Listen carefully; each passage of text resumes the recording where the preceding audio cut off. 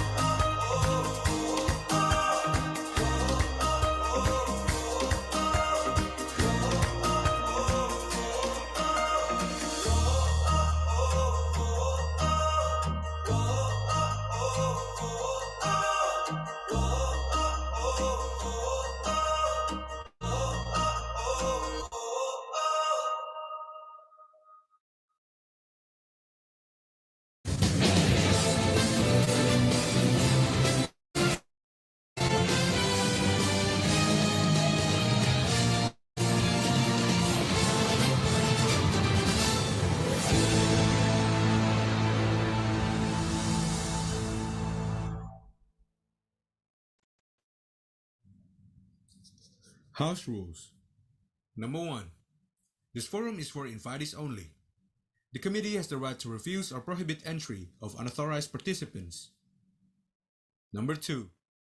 The committee is authorized to manage the attendance of participants in the forum, open and mute microphone access, record the sessions, manage question and answer sessions, manage the share screen feature, and others. Number 3. To respect other participants, it is not allowed to do things such as smoking, lying down, driving, or other things that are not appropriate. Number 4. It is prohibited to copy or duplicate the content of this event without the knowledge of the committee. Number 5. Please note that photographs and or videos will be taken at this event will be used for marketing, publicity, and archival purposes. Should you have any concerns with your image being captured or used, please call the committee.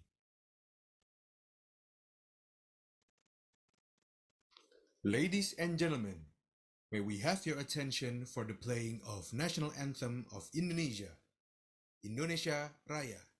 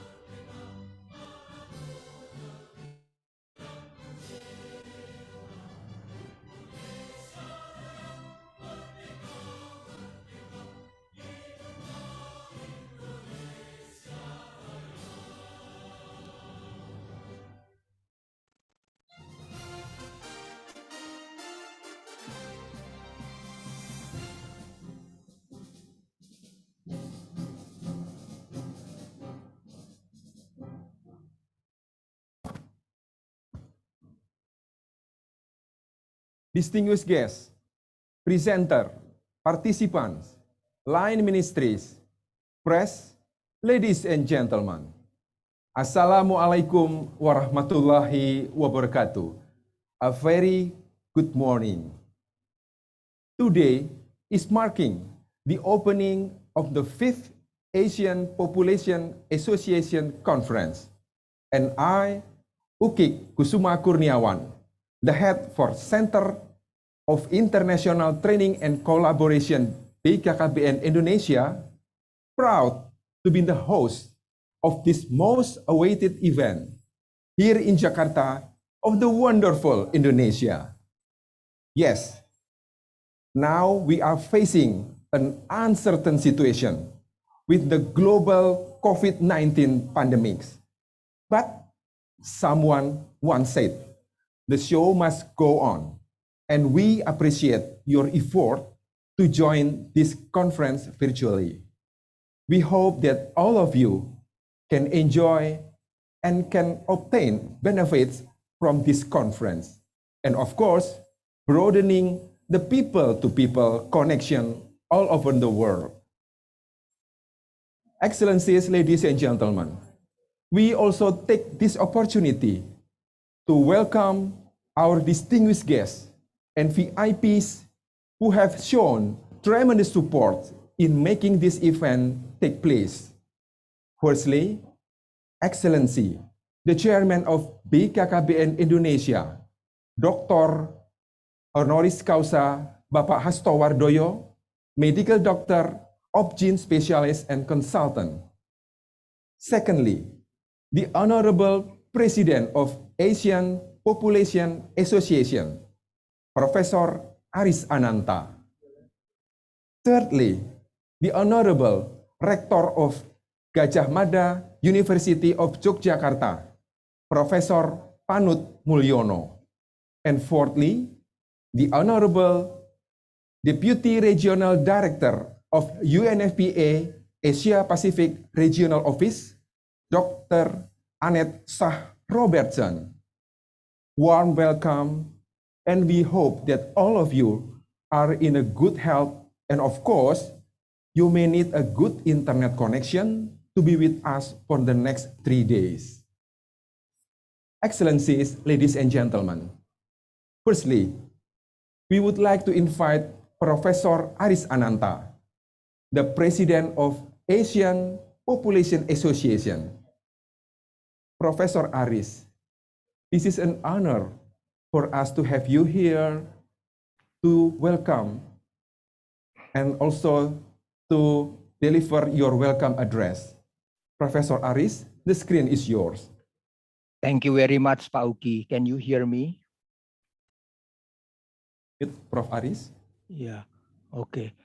His Excellency Bapak Dr. Hasto Wardoyo, Chairman of BKKBN, His Excellency Bapak Profesor Panut Prof. Mulyono. Aris, could you please unmute yourself?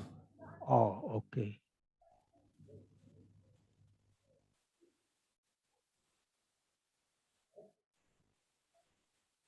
Is unmute, Pak? Can you hear me? Yes. Okay, so I should start again.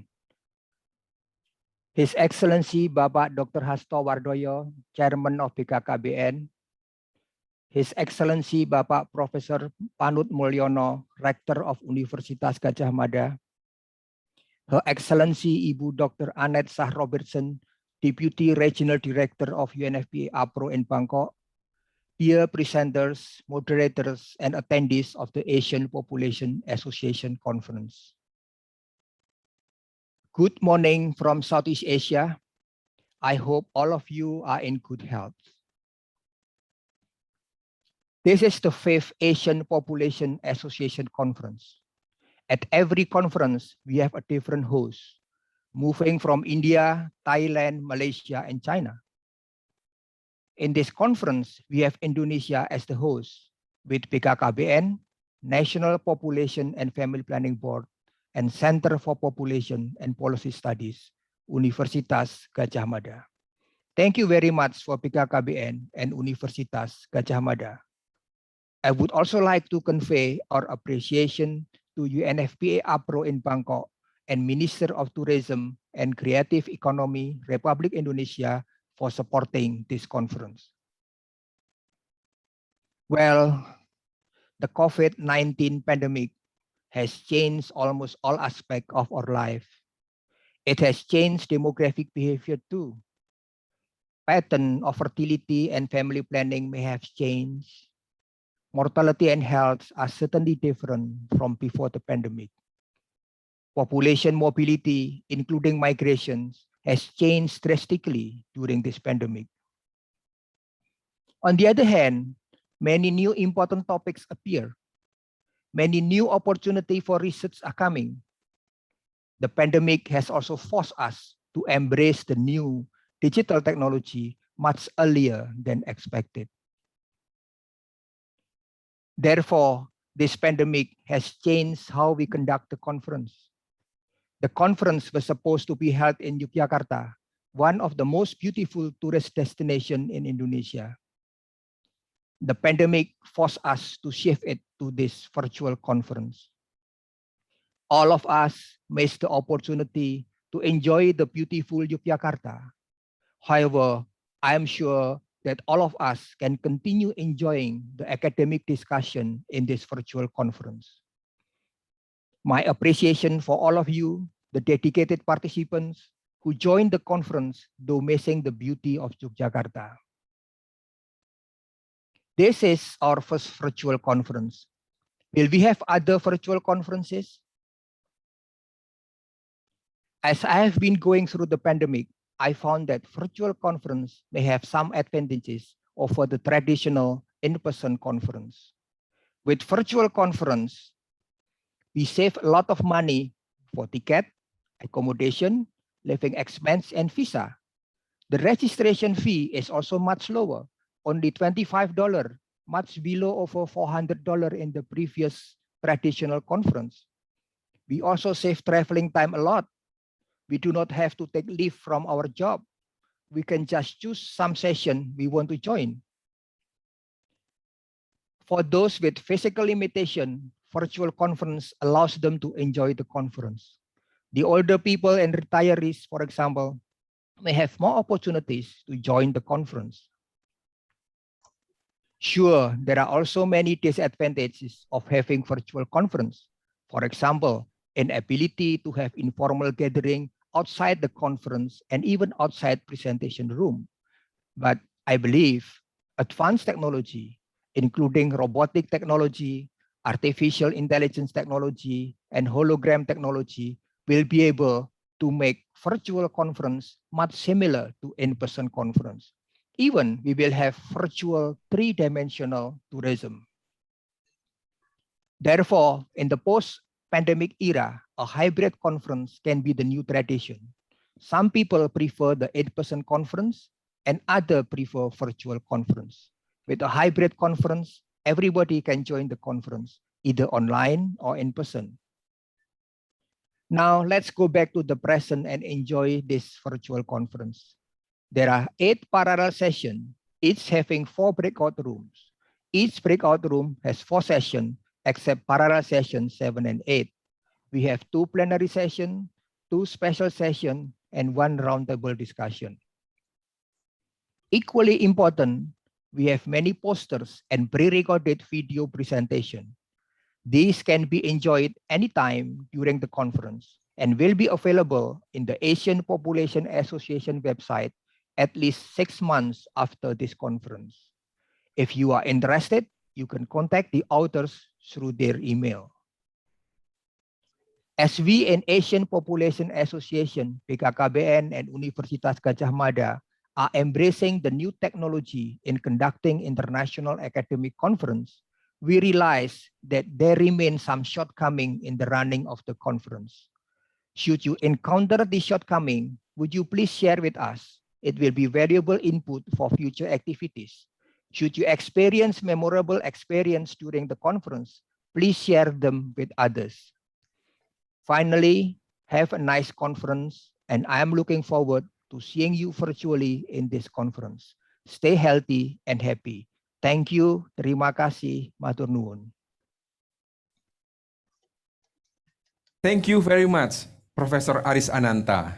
Next, we would like to invite Dr.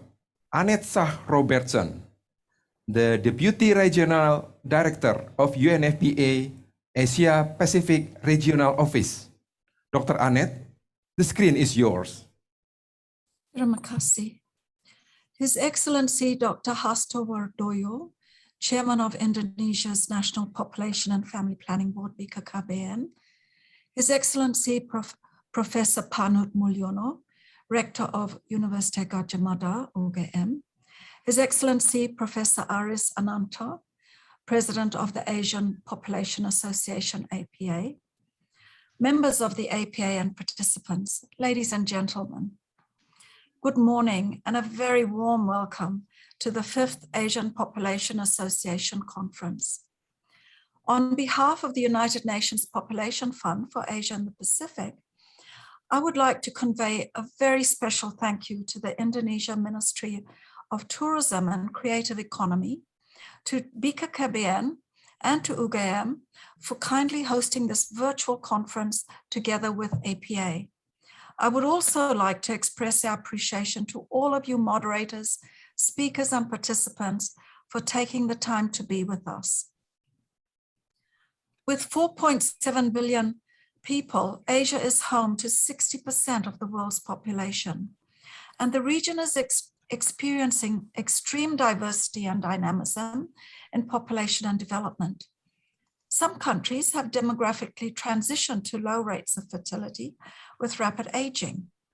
Others are among the youngest countries yet to enter the demographic window of opportunity and still struggling to reduce maternal and child mortality while facing challenges of reducing unmet need for family planning, with large unplanned family sizes amidst continuing poverty.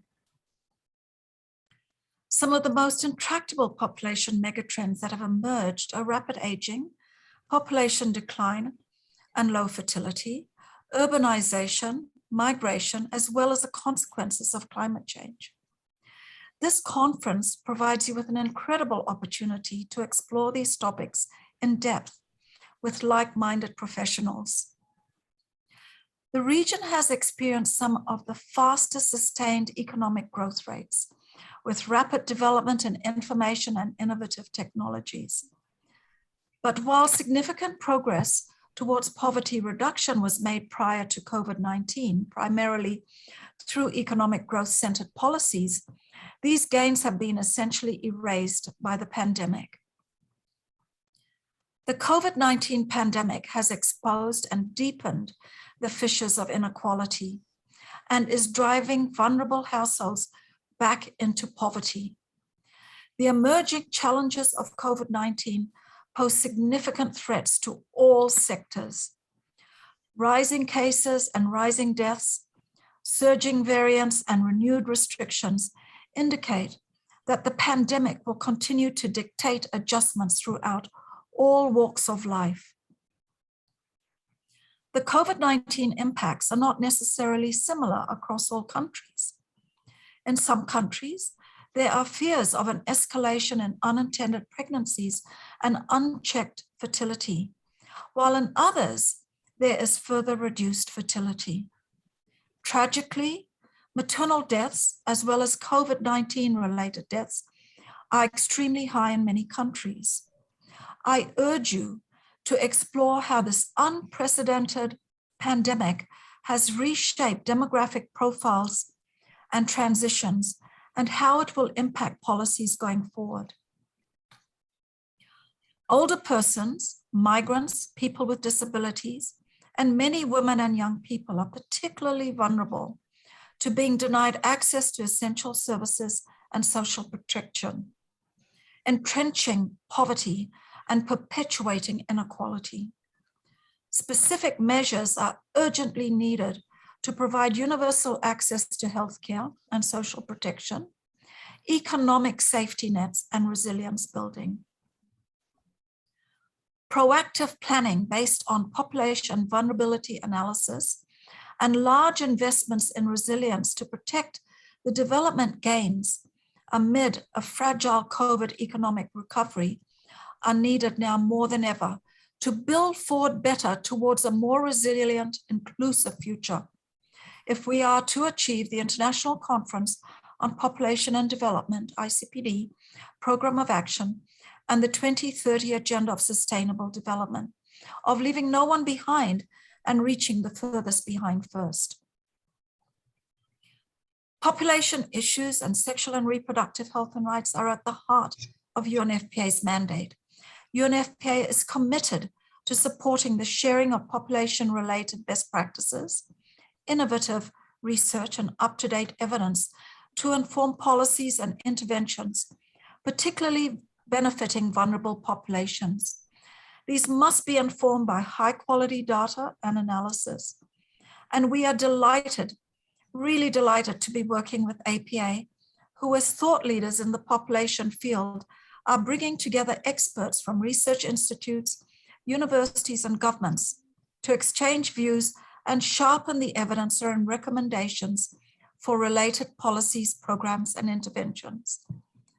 I would like to thank all honorable speakers and participants for your active participation to this conference. And I wish you an extremely successful conference. Thank you. Terima kasih. Thank you very much, Ibu Dr. Annette, for a thoughtful address. Excellencies, ladies and gentlemen, we would like to request the honor to welcome Profesor Panut Mulyono, the Rector of Universitas Gadjah Mada, Yogyakarta. Professor Panut, the screen is yours. Okay, thank you so much. Could you hear me? Yes, can hear you. Thank you. His Excellency Professor Aris Ananta, PhD, the President of the ASEAN Population Association, His Excellency Dr. Hasto Wardoyo, a medical doctor of skin consultants, Chairman of the National Population and Family Planning Board of Indonesia, Excellencies, the Indonesian Ministry for Tourism and Creative Economy, the Director for Meeting, Incentive, Convention, and Exhibition, and the Director for Marketing Communication. Her Excellency Dr. Annette Shah Robertson, the Deputy Regional Director of UNFPA APRO, Excellency Professor Rizal Martuadamanik, PhD, the Deputy for Training, Research, and Development of BKKBN, Excellency Dr. Anjali Shand, the UNFPA representative to Indonesia, Excellencies, dignitaries of BKKBN, both central and provincial offices from all over Indonesia, Excellency, all of the different participation from Indonesia and also international, like ministry, academia, NGO, and media, dear colleagues of the committee from the Center for International Training and Collaboration of Pulin of BKKBN, distinguished guests, ladies and gentlemen. Very good morning. Assalamualaikum. May peace be upon all of us. First of all, let us express our gratitude to Allah, the most glorified God Almighty, for the blessing and benevolence that have allowed us to converge virtually in this event. I also would like to express my deepest feeling to congratulate the 5th ASEAN Population Association Conference in 2021. It is unfortunate that we have to conduct this conference virtually due to the global pandemic of COVID-19. But I am sure, however, this will not weaken the meaning of this conference. While we are sad that we cannot see each other in person, it is undeniable how this global pandemic has provided us with opportunities and new insight of doing things. Honorable ladies and gentlemen, As has been understood clearly, a sustainable development means putting people at the center of effort to achieve a peaceful life in the future. Universitas Gadjah Mada has actively developed population studies through various activities, including research, education, and training. Over the last 50 years, Universitas Gadjah Mada has conducted more than 1,000 studies and capacity building program with diverse population themes, including poverty, population and demographic, health and education, good governance, public service, gender and reproductive health, fertility and mortality issues, and migration.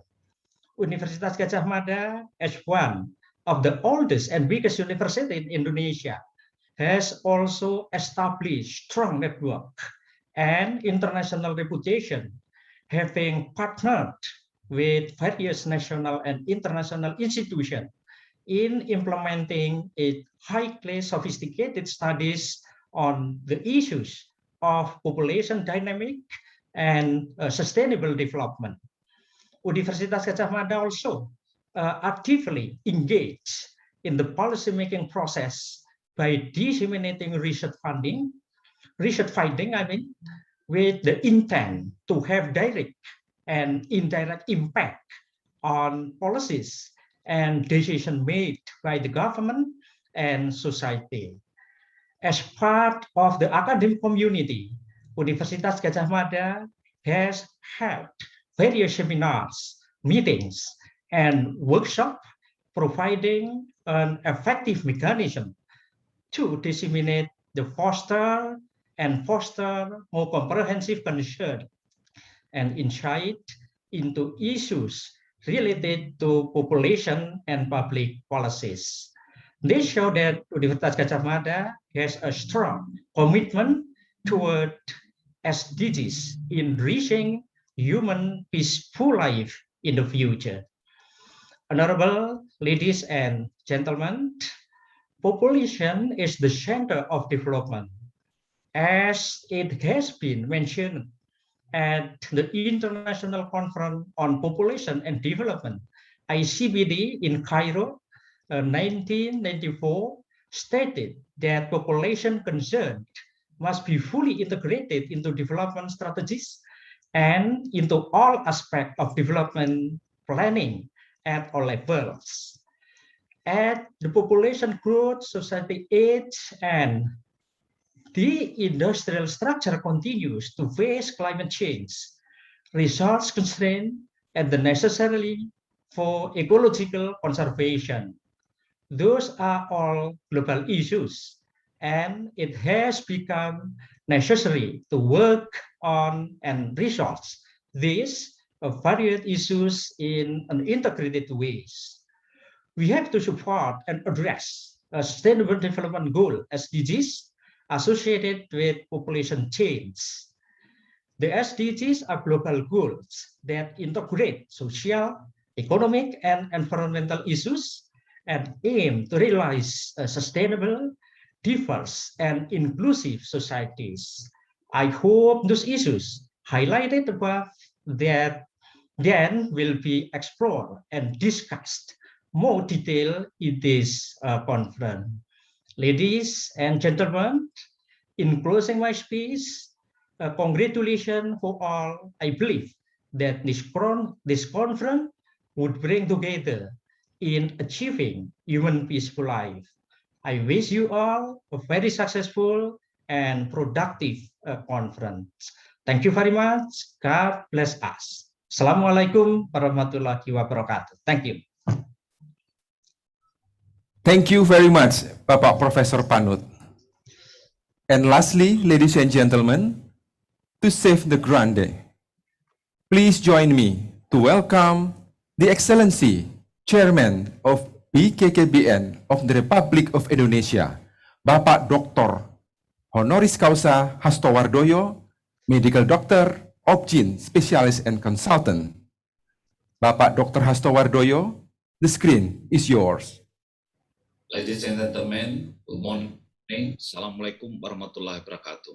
Honorable, yang saya hormati, Profesor Insinyur Pandut Mulyono, Rektor Universitas Gadjah Mada, Profesor Aris Ananta PhD, Presiden Asia Population Association, dan juga yang saya hormati perwakilan dari pejabat tinggi Madya, pejabat tinggi Pratama, kementerian dan lembaga yang hadir pada kesempatan kali ini.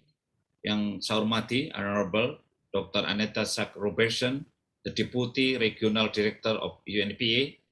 Yang saya hormati, Honorable Dr. Anjali Sen, the UNEPA Representative to Indonesia, Profesor Damane, dan juga para pejabat tinggi Madya dari BKKBN dan Deputi yang hadir pada kesempatan kali ini. Dr. Joko Pitoyo, Kepala Pusat Studi Kependudukan Universitas Gadjah Mada, dan seluruh peserta yang saya hormati dari media dan organisasi yang hadir pada kesempatan kali ini, distinguished guests, ladies and gentlemen. First of all, let us thank the God, Alhamdulillah, for His blessing and for us to meet today in this event. All of you are keeping healthy during the COVID-19 pandemic. I would like to congratulate the organizing committee of the 5th ASEAN Population Association Conference for organizing important forum in 2021. It is a great honor for the National Population and Family Planning Board, the government of Republic Indonesia, in co-hosting this prestigious conference together with the ASEAN Population Association, UNPA, Universitas Gadjah Mada, with the support from the Ministry of Tourism and Creative Economy of Indonesia, held from 3 to 5 August 2021 virtually. Ladies and gentlemen, Asia is the world's largest and most populous continent in the world. With almost 4 billion people live in Asia and home to more than 60% of the world's current population. China and India are the most populous country in Asia, followed by Indonesia with 270.2 million people in 2020. Indonesian population is not only growing, but also changing. Demographic changes in Indonesia, which are projected to last until 2045, will affect the shape and structure of the population, causing challenges for development. Changes in population structure also have an impact, especially with the achievement of the demographic dividend and demographic bonus. Indonesia will enter the second phase of the demographic bonus because in the 2045, the growth of the elderly population is expected to be greater than the productive age. As demographic change, question rise on how will Indonesia population policy should implemented in the future, especially regarding population management, family resilience, population quality, mobility pattern, reproductive health, increasing access and quality of family planning services. Concerning those issues, BKKBN has been currently developing a blueprint for population development in attempt to provide strong evidence-based policy on population and development. Honorable ladies and gentlemen, as with many other countries, Indonesia is the country that has a strong commitment toward SDGs and the implementation of ICPD program of action, including the Nairobi Summit commitment to end preventable maternal death and morbidity, unmet need for family planning, and sexual and gender-based violence and harmful practices such as child marriage and female genital mutilation. Indonesia has been integrated the agenda into the National Midterm Development Plan and Government Annual Work Plan at the national level and Midterm Regional Development Plan and Regional Annual Work Plan at the regional level.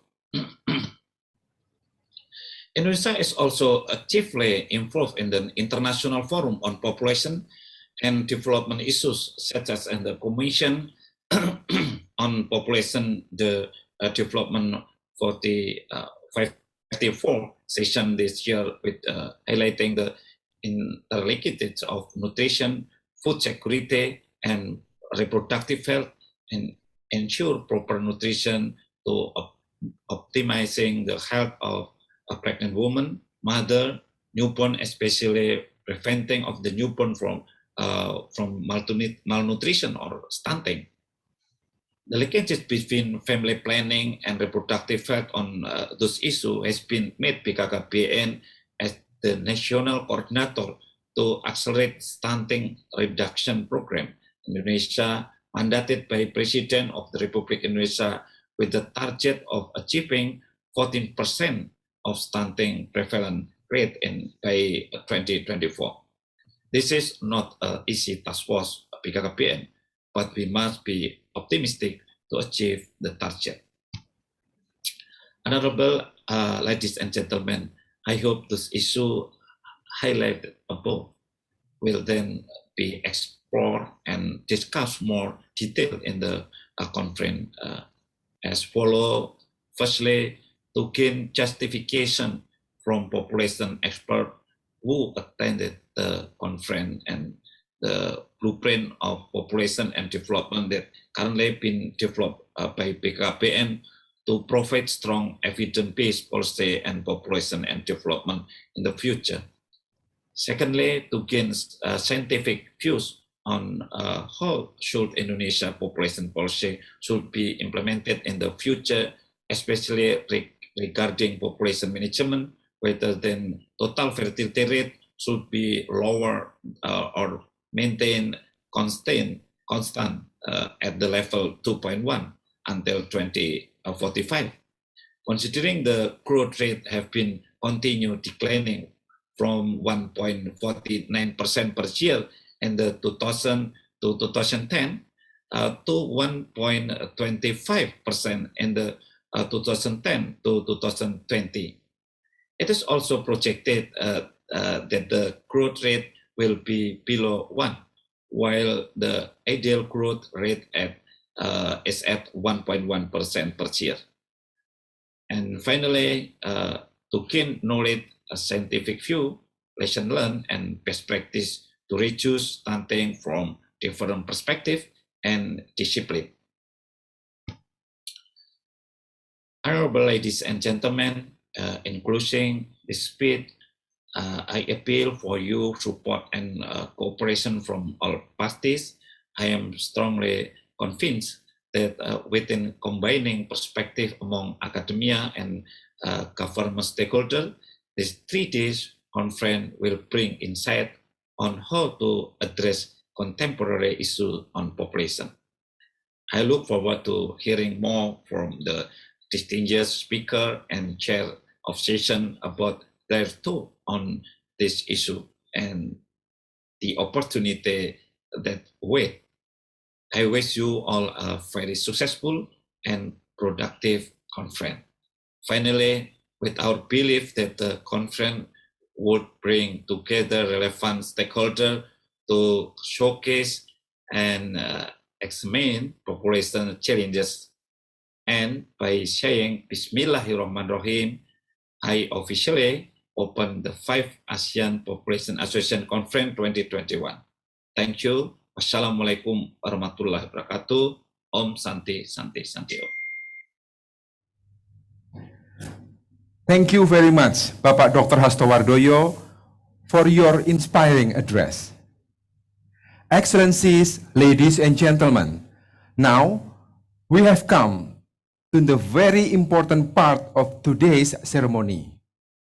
We would like to request the presence of our distinguished guests and VIPs to virtually hit the gong as a symbolic indication of the opening of the 5th Asian Population Association Conference 2021. We would like to request all the 4 high officials to raise your hand as the symbol to open the conference. Thank you. Could you please, I will take countdown from 3, 1 gong. Could you please, ladies and gentlemen, be prepared. On my marks. 3, 2, 1, gong!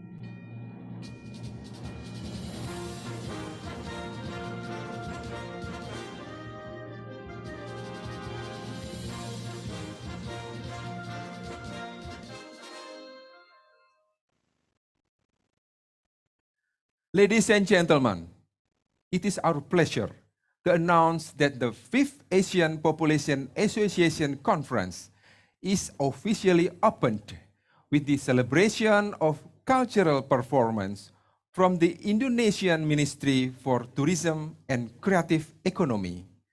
Excellencies, ladies and gentlemen, to highlight the occasion, we would like to invite Professor Rizal Martuada Manik, the Deputy for Training, Research and Development of BKKBN Indonesia, to share his insight on the special presentation of Indonesia entitled Indonesia's Efforts to Reduce Stunting through Joint Collaboration with University Professors. But beforehand, we will begin with the video showing of travel and tech tours on new adventures in Indonesia. Please enjoy.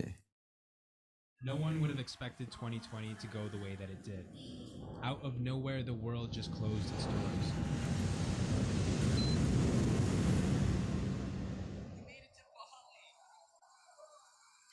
And although it's been a year that's physically kept us from our friends and loved ones, it's been a year that has brought us together and made us stronger in many other ways. And now, as we start a new year, we slowly begin to open our doors once again to new people, new places, and to new adventures.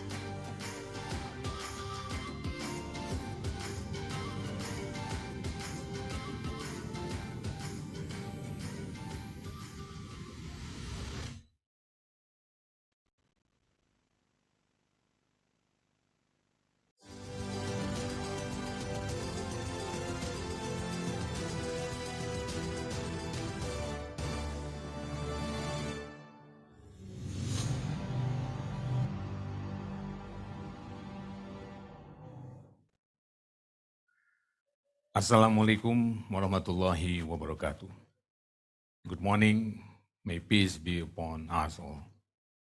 Honorable Chairman of BKKBN, Bapak Dr. Hasto Wardoyo, Professor Aris Ananta, the President of the Asian Population Association, Professor Panut Mulyono, Director of Gajah Mada University in Yogyakarta, Dr. Anet Shah Robertson, the Deputy Regional Director of UNFPA, Asia Pacific Regional Office, Ministry of Tourism of Indonesia, Dr. Anjali Sen, the UNFPA representative to Indonesia, their colleagues of the APA Committee and Secretariat, Dr. Joko Pitoyo, the head of Center for Population Studies, Gajah Mada University in Yogyakarta, dignitaries of BKKBN, both central and provincial offices from all over Indonesia, all the conference participants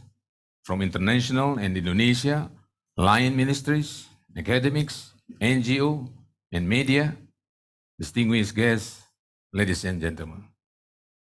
First of all, I would like to thank the committee for inviting me as a speaker on this important and strategic conference. In this occasion, allow me to present a presentation with theme Indonesia's effort to reduce stunting through joint collaboration with university professor.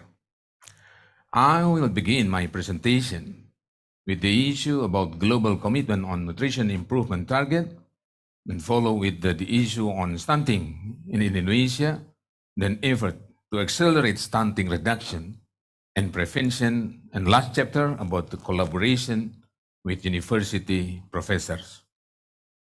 Ladies and gentlemen, in 2012, the World Health Assembly approved a comprehensive implementation plan on maternal, infant, and young child nutrition that identified 6 global targets related to priority nutrition outcomes to be achieved by 2025.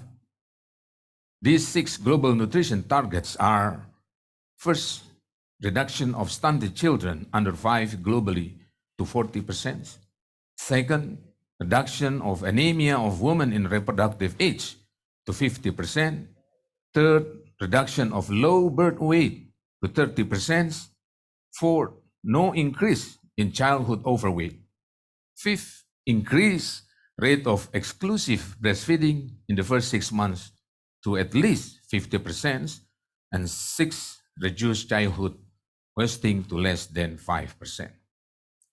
Further, among 17 targets of Sustainable Development Goals established by the United Nations in 2015, the goal number 2 is aimed to achieve zero hunger by 2030.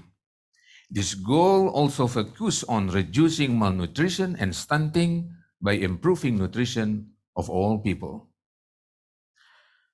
According to Indonesia Basic Health Research Data, or RISKESDAS, the stunting rate in Indonesia has decreased from 37.2% in 2013 to 30.18% by 2018. Then it continued decreasing to 27.7% by 2019.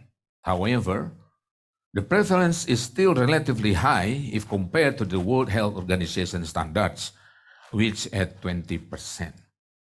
In 2021, the President of the Republic of Indonesia, Bapak Joko Widodo, has been mandated BKKBN to coordinate the stunting reduction program in Indonesia.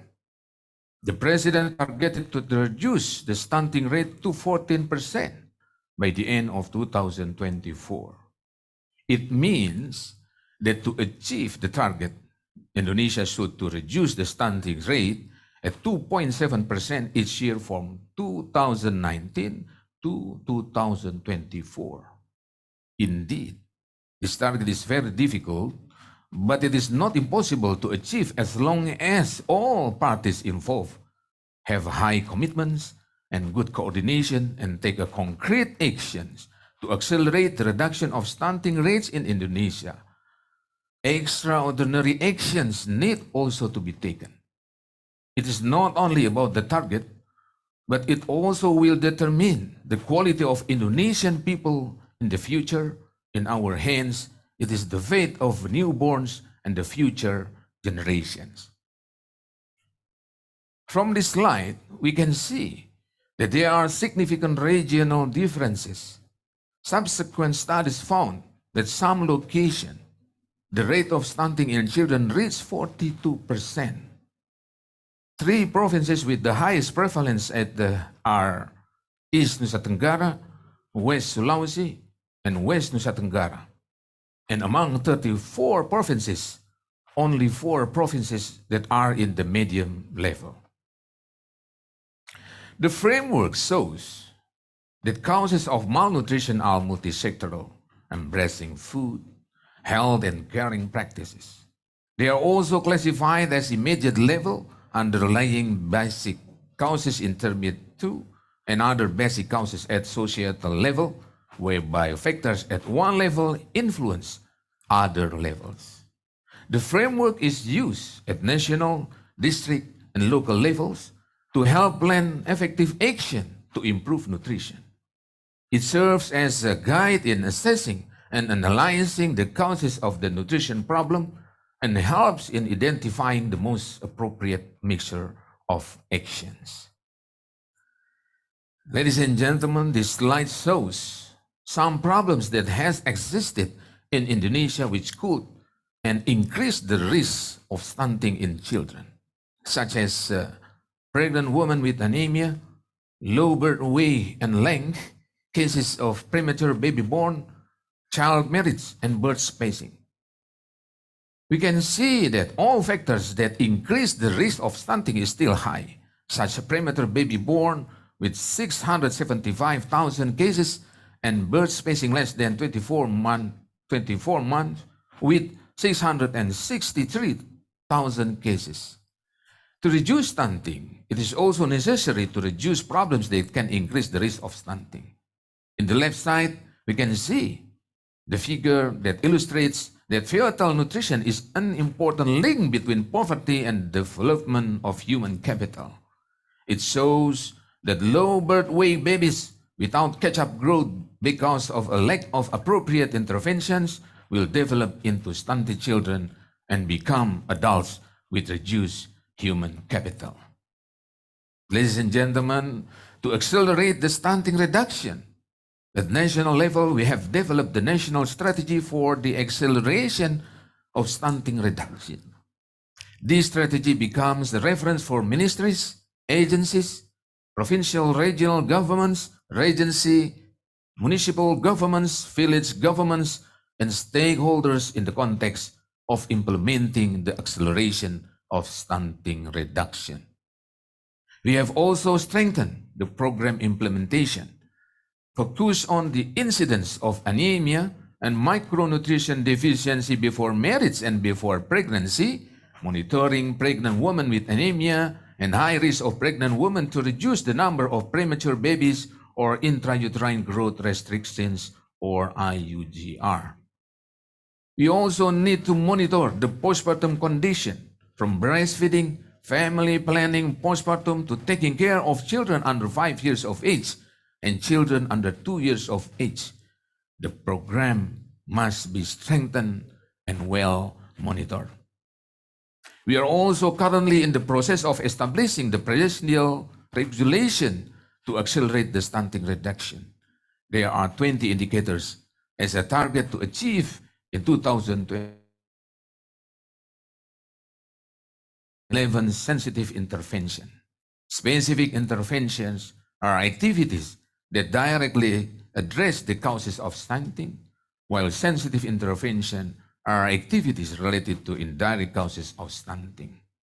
The target of intervention are teenagers or adolescents, pregnant mothers, interval postpartum mother, and also babies or toddlers. Some efforts have been implemented, especially by BKKBN, such as first, establishing a task force for stunting reduction, Second, conducting ambassador talks, even to gain knowledge and insights from international communities, which is expected to be beneficial to address stunting cases in Indonesia and to explore potential collaboration. Third, we also conduct various webinars activities involving communities until the grassroots level. Four, we are also currently conduct a training for provider. Fifth, exploring potential collaboration with both national and international partners. BKKBN have also signed some MOUs on stunting reduction program. Six, we also currently in developing of Dashhat, Healthy Kitchen to overcome stunting. Dashhat aim to ensuring the availability and access of healthy food for stunting children, especially pregnant women, breastfeeding mothers, and toddlers, as well as increasing knowledge related to balanced nutrition, especially for families at risk of stunting, and also food bank. Among these, some activities are conducted with universities such as 100 professor talks on stunting, which has implemented throughout 34 provinces. To have evidence base, we conduct research. We also collaborate with partners and academia to do the research on stunting, including webinars on stunting. Talking about 100 professor talks on stunting, BKKBN and the Association of Indonesian Professors have conducted activities in the form of a seminar which involving 100 professors from universities across 34 provinces throughout Indonesia. These national seminars carries the theme Stunting Prevention and Reduction, a multidisciplinary review. This event also held to commemorate the 28th National Family Day. The objective of this event is to sharing scientific views coming from different disciplines and enrich the information and knowledge of Indonesian families, especially in stunting prevention in Indonesia. Finally, the knowledge gained can be applied on the field by BKKBN staff such as the family planning counselor, the PKK cadres, community-based organization cadres, and others. This is a breakthrough in determining fast action for stunting handling at the central and regional levels. There are many variables involved that affect the degree of stunting reduction, such as environment, behavior, and healthcare services, and others. In other words, the stunting reduction acceleration program needs multi-sector collaboration and synergy between the government and private partners. The activity of 100 professor talks on stunting have bring professors to share their scientific views on stunting reduction from different disciplines. This slide shows some similar seminar themes on stunting from multidisciplinary views such as health, political, economy, education, communication, including religious view, and others delivered at the seminars. These are some flyers developed to disseminate the information of the activity on 100 professor talks on stunting. Ladies and gentlemen, BKKBN is also currently in the process of conducting research on stunting with Brawijaya University in Malang, East Java. BKKBN working on to get the support from the National Research and Innovation Agencies, or we call it as the BRIN. BKKBN also currently exploring research collaboration and stunting with the Semarang State University in Semarang and our university, both national and international. Ladies and gentlemen, the efforts to accelerate stunting reduction rate require reciprocal vertical and horizontal efforts of all sectors, including university. We do believe that universities have an important role to the successful of acceleration of stunting reduction program in Indonesia. Therefore, in this opportunity, I call university, both national and international, to collaborate with BKKBN in order to accelerate the stunting reduction in Indonesia and contribute it to the future Indonesian human resources and to achieve Golden Indonesia in 2045. That's all from my presentation. I thank you very much for your kind attention. Billahi taufiq wal hidayah. Wassalamualaikum warahmatullahi wabarakatuh.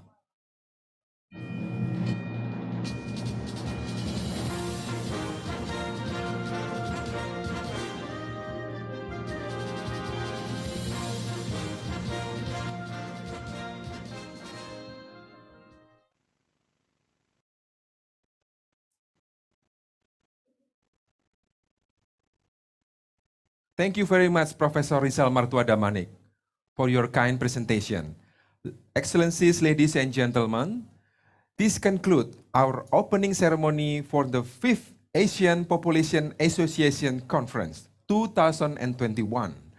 May the upcoming days be filled with new discoveries, enriching discussion, and also fulfilling networking. We sincerely hope that you will enjoy today until the next 2 days of the virtual conference. Excellencies, ladies and gentlemen, after completing this opening ceremony, we would like to kindly invite you, all the conference participants, to join in parallel sessions through breakout classrooms. Meanwhile, for those high official, the 4 persons, and also press colleagues, could you please remain stay in this Zoom room? Thank you very much for your kind participation.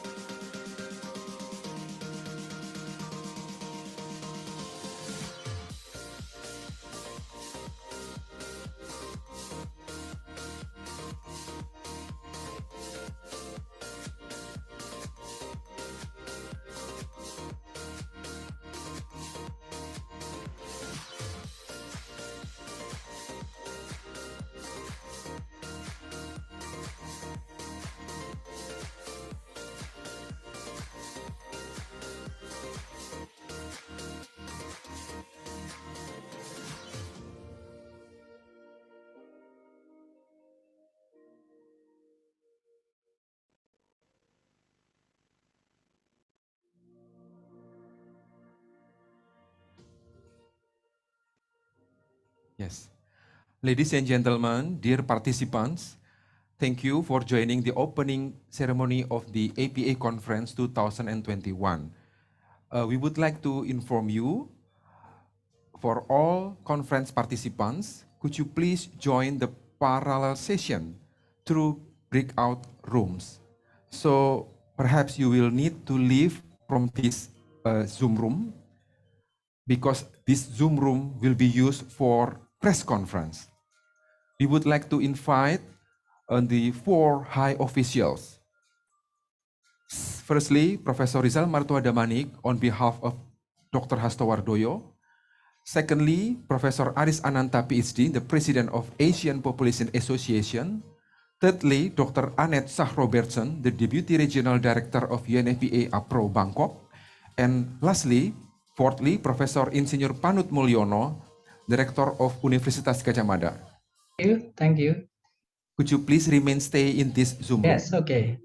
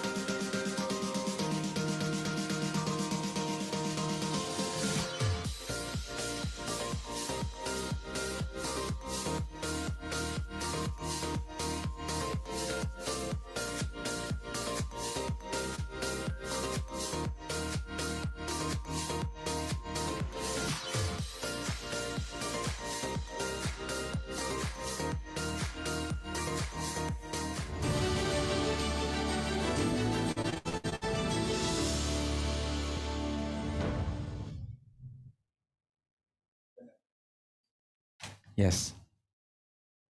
Assalamualaikum warahmatullahi wabarakatuh. Good morning, ladies and gentlemen. My name is Ukik Kusuma Kurniawan. I'm the head of Center for International Training and Collaboration BKKBN Indonesia, and I will be the moderator for the press conference for about in the next 15 minutes. And also, we would like to excuse in the next press conference, we will use Indonesian language.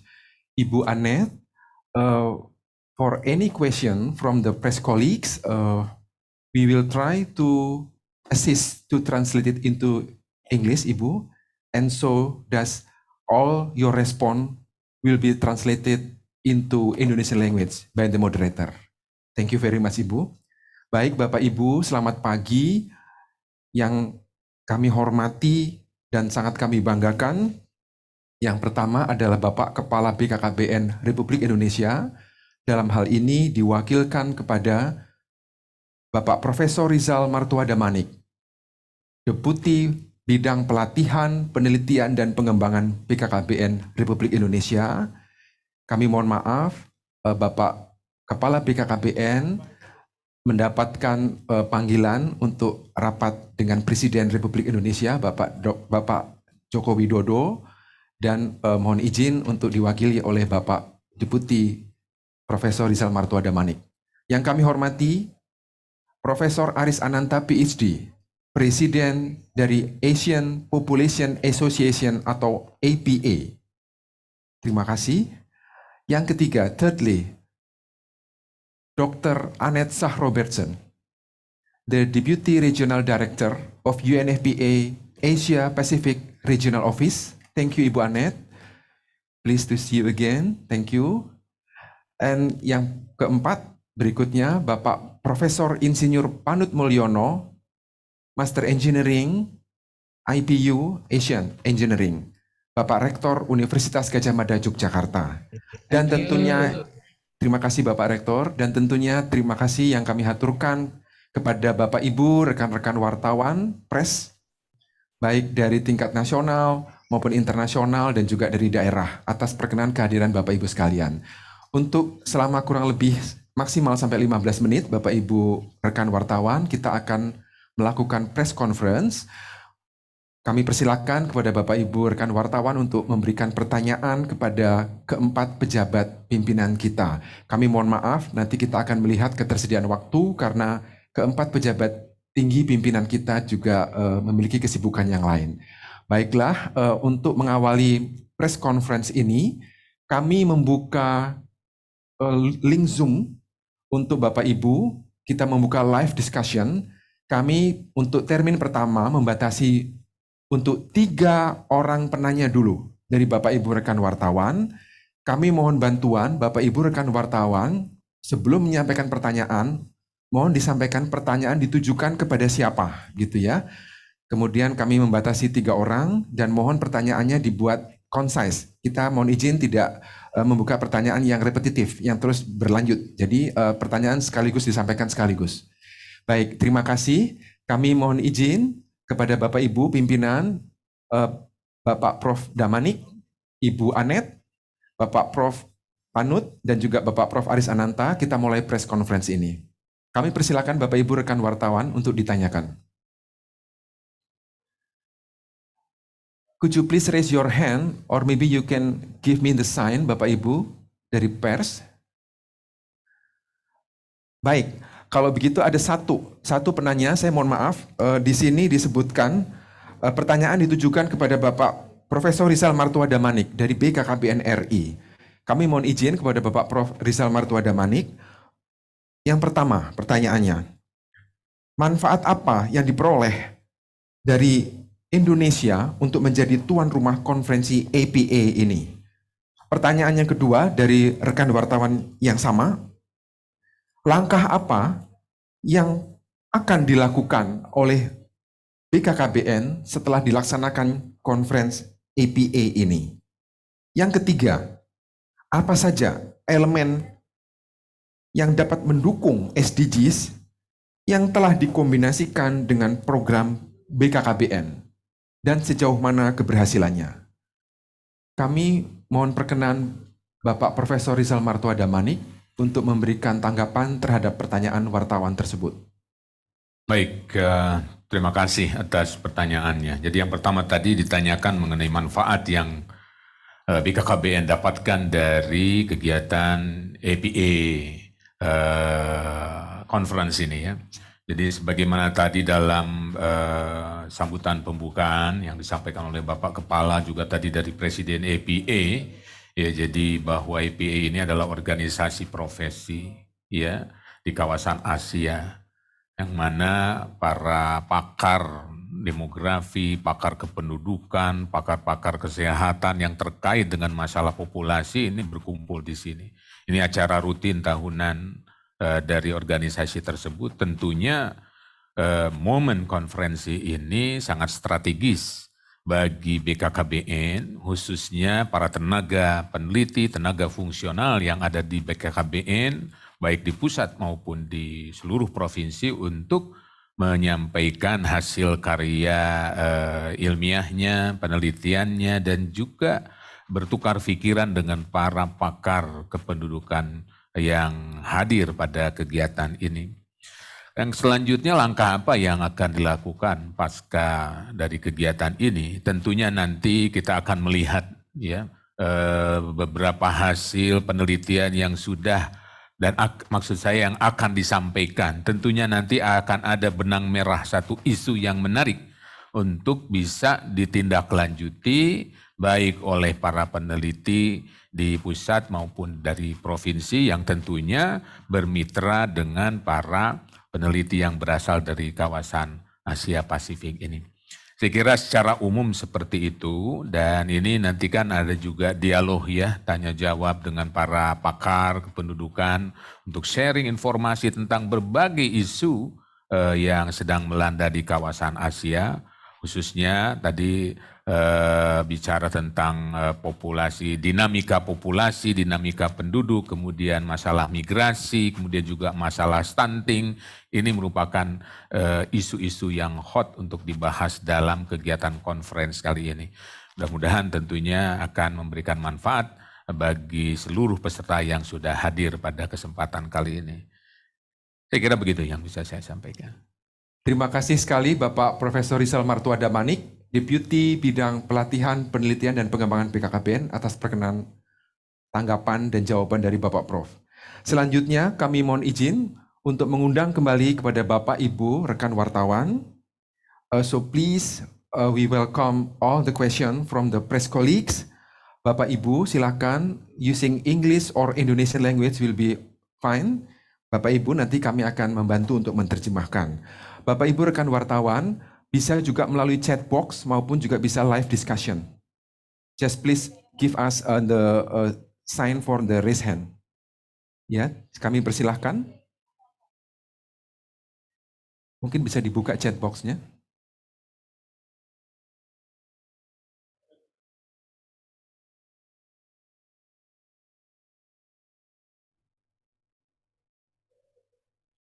Baik. Mungkin sambil menunggu, kami mohon izin, sambil menunggu Bapak Ibu rekan wartawan, kita masih punya waktu kurang lebih sekitar 10 menit lagi. Mungkin kami mohon perkenan tanggapan dari Bapak Prof. Aris Ananta. Mungkin untuk 1 atau 2 menit perkenan arahan dari Bapak Prof. terkait dengan konferensi APA ini. Kami persilakan Bapak Prof. Aris.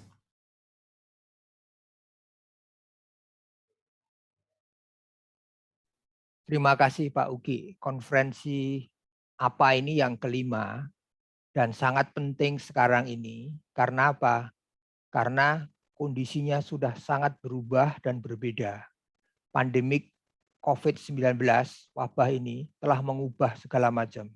Fertilitas, keluarga berencana, kematian, kesehatan, mobilitas penduduk, semuanya berubah. Dan bersamaan dengan itu kita dipaksa untuk segera memasuki era digital technology. Era itu masuk dan kita harus merangkum semuanya bersama-sama. Dan kesempatan ini menjadi sangat bagus. Kami berkumpul secara virtual yang mungkin jauh lebih bagus daripada yang in person karena menghemat banyak hal. Jadi ini kesempatan yang bagus untuk kami semua berkumpul untuk berdiskusi menghadapi COVID-19 dan bagaimana memanfaatkan digital technology untuk kemajuan semua manusia. Thank you. Terima kasih, Pak.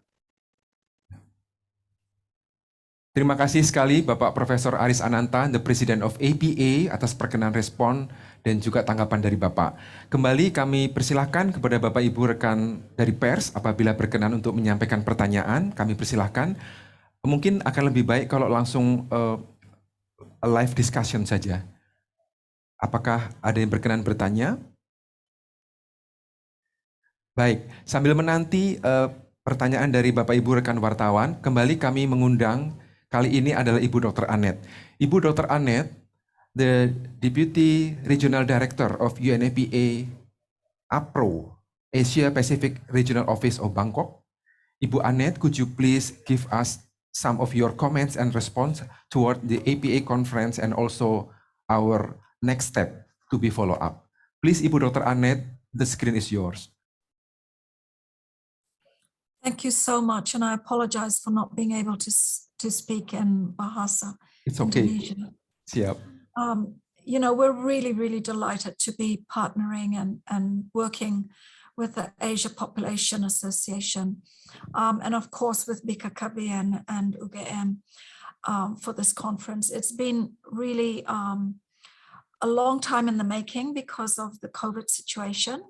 And we feel that we're even better placed now, actually, to be able to discuss some of the issues that relate to population and dynamics.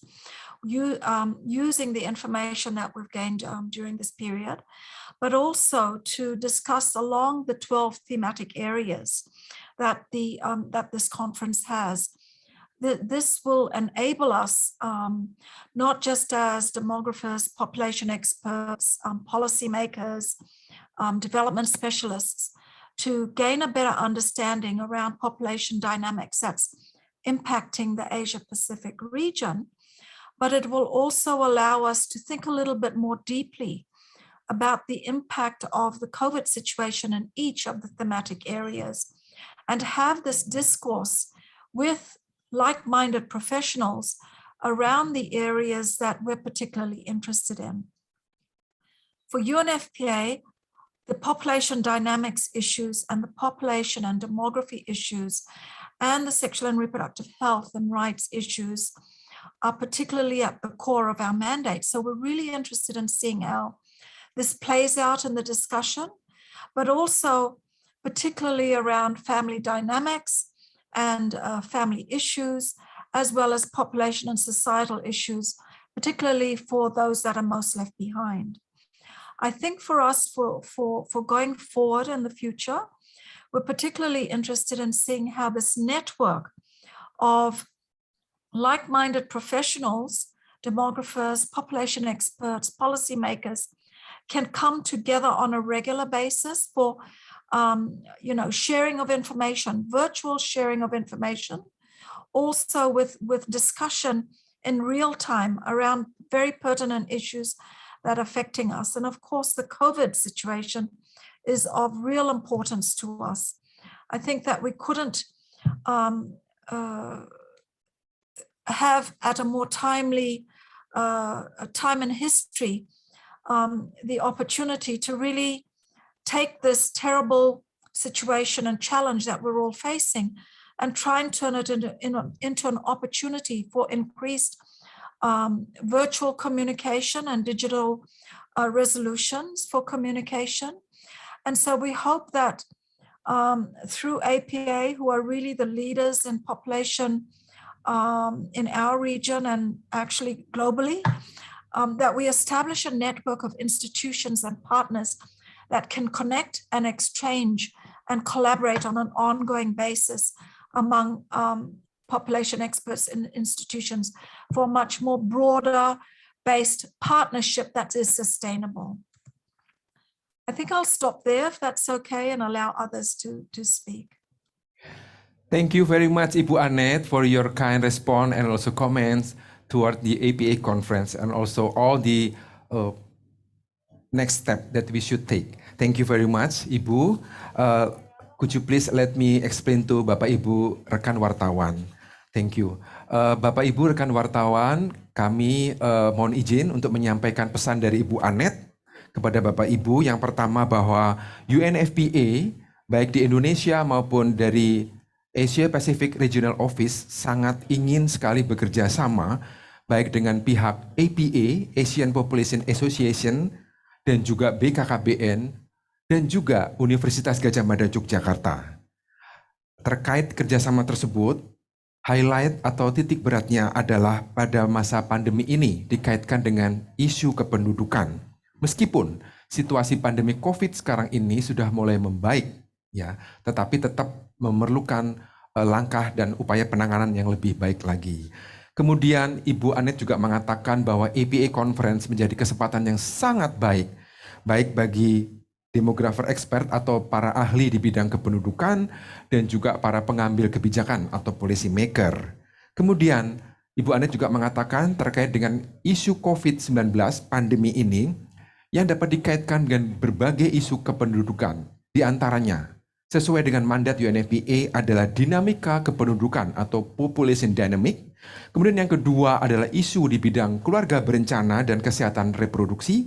Dan yang ketiga adalah tentang dinamika keluarga dan perkembangan kependudukan. Sangat bagus sekali, terima kasih Bu Anet. Dan ini kita akan jalin dalam bentuk kerjasama yang lebih fruitful atau yang lebih bermanfaat.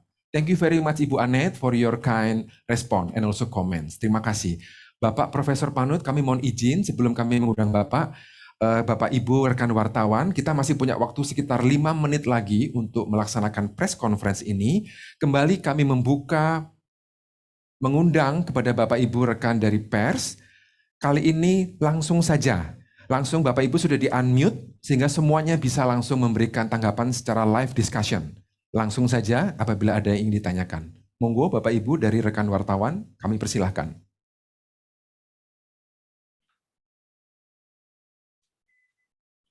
Baik, mungkin sambil menanti untuk terkoneksi dengan Bapak Ibu rekan pers, kembali kami mohon izin Bapak Ibu untuk mengundang untuk pembicara atau pemateri yang terakhir, yaitu Bapak Rektor Universitas Gadjah Mada Yogyakarta, Bapak Profesor Panut Mulyono.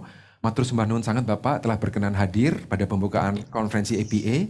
Kami mohon perkenan arahan petunjuk Bapak terkait dengan konferensi ini dan apa tindak lanjut dari pihak UGM ke depan. Kami persilahkan Bapak.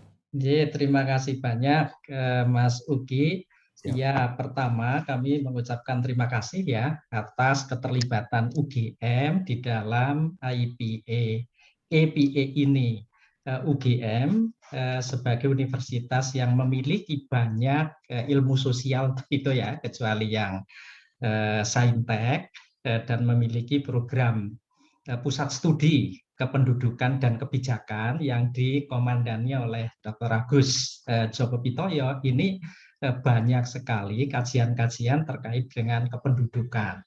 Dan apalagi saat ini disrupsi itu tidak hanya terjadi karena perkembangan teknologi yang luar biasa yang tadi disampaikan oleh Prof. Aris, tetapi disrupsi itu karena pandemi COVID-19, termasuk terkait dengan kependudukan. Lalu tentu kebijakan kita itu tidak bisa lagi menggunakan data dulu, begitu ya. Kebijakan pemerintah terkait kependudukan, terutama juga terkait dengan masyarakat di pedesaan, begitu harus menyesuaikan. Dan seperti konferensi ini itu sangat baik. Tadi Dr. Anet itu menyampaikan antara lain ini pertemuan antara peneliti, akademisi, pengambil kebijakan, begitu ya. Nah, harapannya dari hasil-hasil berbagai penelitian itu ada benang merah. Bagaimana kita harus mengambil kebijakan yang lebih tepat untuk mengatasi berbagai persoalan terkait kependudukan kita. Saya kira itu Mas Ugi, jadi ini sangat bermanfaat dan tentu nanti Pak Diputi akan mengambil benang merah untuk apa yang akan ditindaklanjuti oleh BKKBN. Itu matur nuwun, terima kasih. Terima kasih. Terima kasih Bapak Rektor Universitas Gadjah Mada Yogyakarta, Bapak Profesor Panut Mulyono atas perkenan arahan dan tanggapan Bapak. Thank you so much. Ibu Annette, could you please excuse us? So Bapak Rektor inform us that the development, the massive development in the destruction of technology was boosted especially by the COVID-19 pandemic. And that's also influenced the population issues in Indonesia. And that's what data needs to be renewed. And also the platform for policy making needs to be adjusted. That's what Pak Profesor Panut inform us, Ibu Annette. Terima kasih sekali. Bapak Ibu yang kami hormati, waktu kurang lebih tinggal 3 menit lagi. Kembali kami mengundang kepada Bapak Ibu, rekan-rekan dari pers. Kami persilahkan apabila masih terdapat pertanyaan atau tanggapan yang ingin diajukan, kita masih punya waktu sekitar 2 atau 3 menit, kami persilahkan. Dan sementara ini Bapak Ibu dari rekan wartawan bisa menggunakan semua informasi yang telah diberikan oleh 4 pemateri atau narasumber kita pada press conference hari ini. Monggo Bapak Ibu kami persilahkan. Pak Uki, bisa saya menambahkan Pak? Ya, monggo silakan Pak Prof. Aris, silakan. Presiden APA, monggo Bapak. Teman-teman wartawan, tadi yang saya sebut dan disebut dengan Pak Prof. Panut tentang COVID-19 dan digital technology secara khusus dibahas dalam plenary session.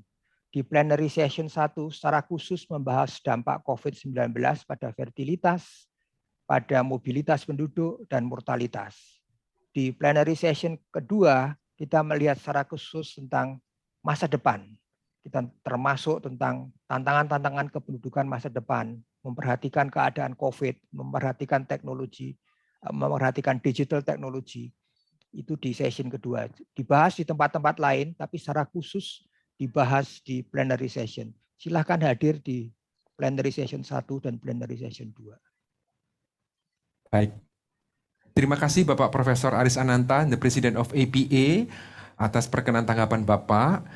Excuse us, Ibu Annette. So Prof. Aris has informed us that during the plenary session on the APA conference, there will be the topic on digital technology that we would like to review the effect of COVID-19 pandemic to the population issues such as fertility, mortality, and morbidity. That's what Prof. Aris would like to invite all the conference participants to join in that plenary session. Thank you, Ibu Annette. Bapak Ibu sekalian, apakah masih ada pertanyaan atau tanggapan yang akan diberikan? Baik, bila demikian mohon izin Bapak Ibu, waktu telah sampai di 15 menit untuk press conference ini. Terima kasih sekali kami aturkan kepada 4 narasumber kita. Yang pertama adalah Bapak Profesor Rizal Martuada Manik, Deputy for Training, Research and Development. Yang kedua adalah Profesor Aris Ananta, the President of Asian Population Association. Yang ketiga adalah Ibu Dr. Annette Shah Robertson, the Deputy Regional Director of UNFPA APRO Bangkok. Dan yang terakhir, yang keempat adalah Bapak Profesor Insinyur Panut Mulyono, Bapak Rektor Universitas Gadjah Mada Yogyakarta atas perkenan arahan dan tanggapan dari Bapak Ibu sekalian. Dan kami mengucapkan terima kasih kepada Bapak Ibu, rekan-rekan pers dan wartawan yang telah berkenan mengikuti acara pembukaan APA Conference ini, mulai dilaksanakan hari ini tanggal 3 Agustus sampai dengan 5 Agustus yang akan datang. Terima kasih, selamat pagi. Wabillahi taufik wal hidayah. Wassalamualaikum warahmatullahi wabarakatuh. Waalaikumsalam. Terima kasih. Terima Terima kasih Pak. Terima kasih Prof. Terima kasih semua. Terima kasih Bu Annette. Selalu Pak Deputi.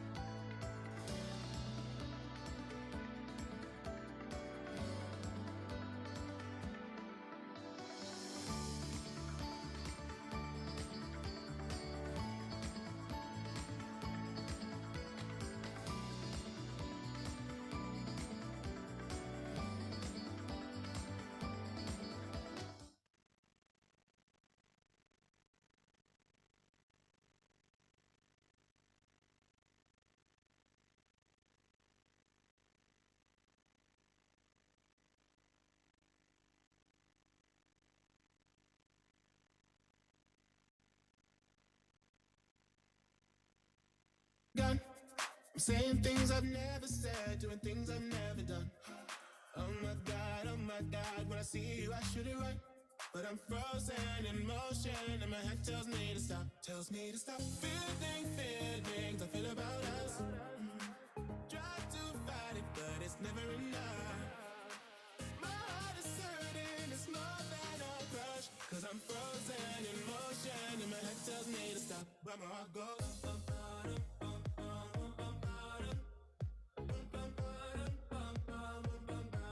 Cause my heart goes.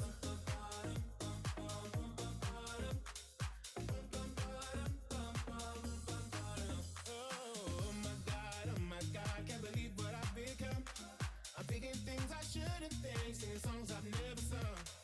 Oh my God, when I see you I should run. But I'm frozen in motion, and my head tells me to stop, Feeling feelings I feel about us. Try to fight it, but it's never enough. My heart is hurting, it's more than a crush. Cause I'm frozen in motion, and my head tells me to stop, but my heart goes.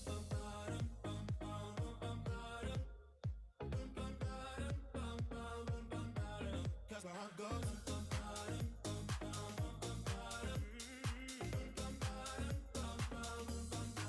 But my heart goes.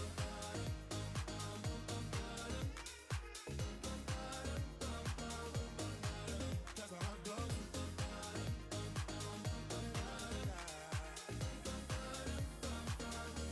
My head and my heart. My head and my heart. I can tell them apart. My head tells me to run, but I can't. Cause my heart goes.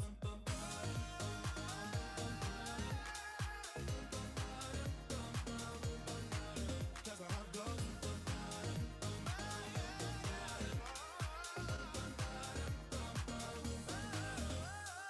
Oh my God, this feeling's just begun.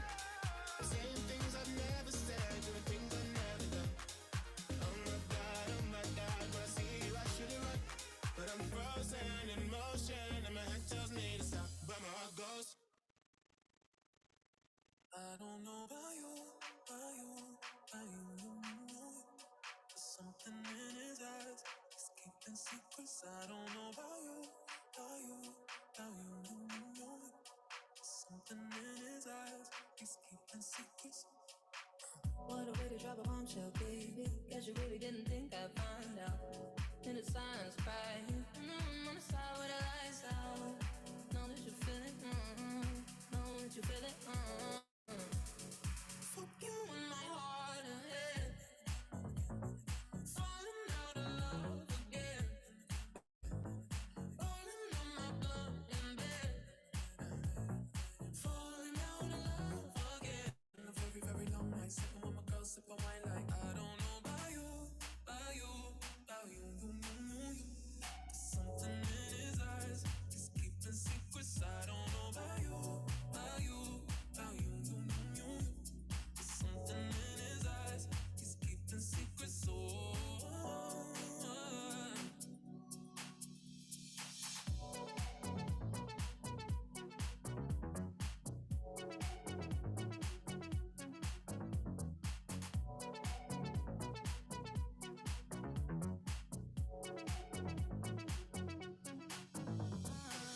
I'ma have to take a mug shot, baby. What you doing? Tell me, coming on out here. On my knees, I'm praying. In the room on the floor with the lights down. Clothes in the kitchen, I'ma light it and leave it for you. Fuck you in my heart and head. Falling out of love again. Yeah. Falling on my blood in bed. Falling out of love again. It's been a very, very long night. Sipping with my girl, sipping wine like I don't know about you.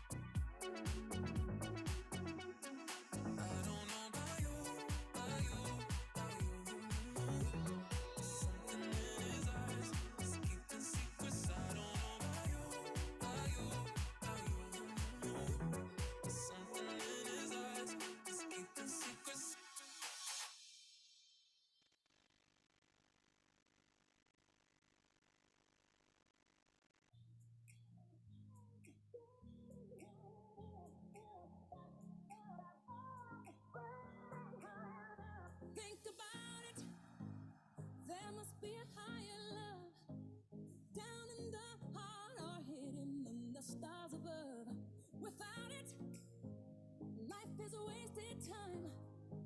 Look inside your heart and I look inside mine. Things look so bad everywhere. In this whole world, what is fair? We walk the line and try to see, falling behind what could be. Oh, bring me a higher love. Bring me a higher love. Oh, bring me a higher love. Where's that higher love? I keep thinking of. Bring me higher love. Bring me higher love. Bring me higher love.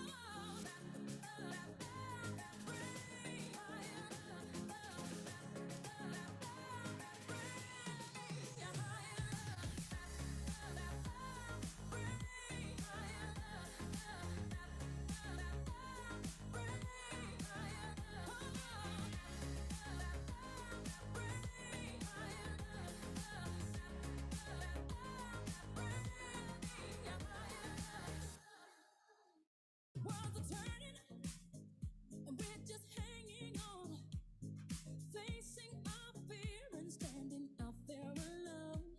I yearning, yeah, and it's real to me. There must be someone who's feeling for me. Things look so bad everywhere. In this whole world, what is fair? We walk the line and try to see, falling behind and what could be. Oh, bring me a higher love. Bring me a higher love. Oh, bring me a higher love. My love, it's that higher love I keep thinking of. Bring me higher love. Bring me higher love. Bring me higher love.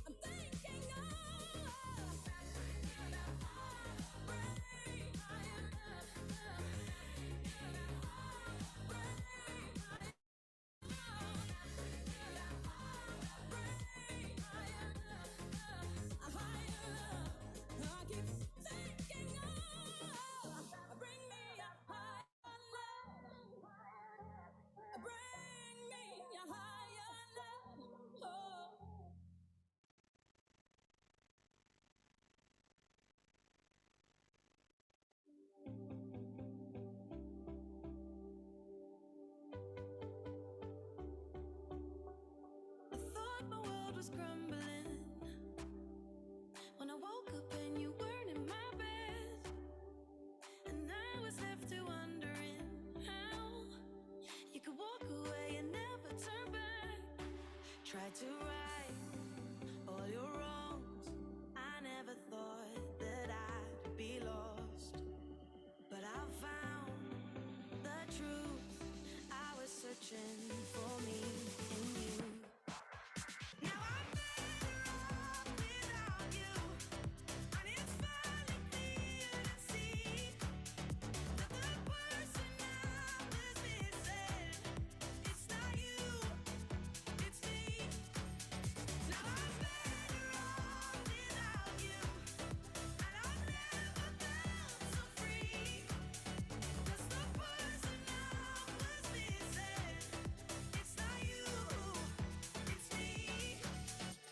I tried so hard to please you, but nothing that I did would work. Oh, and all the things that we've been through.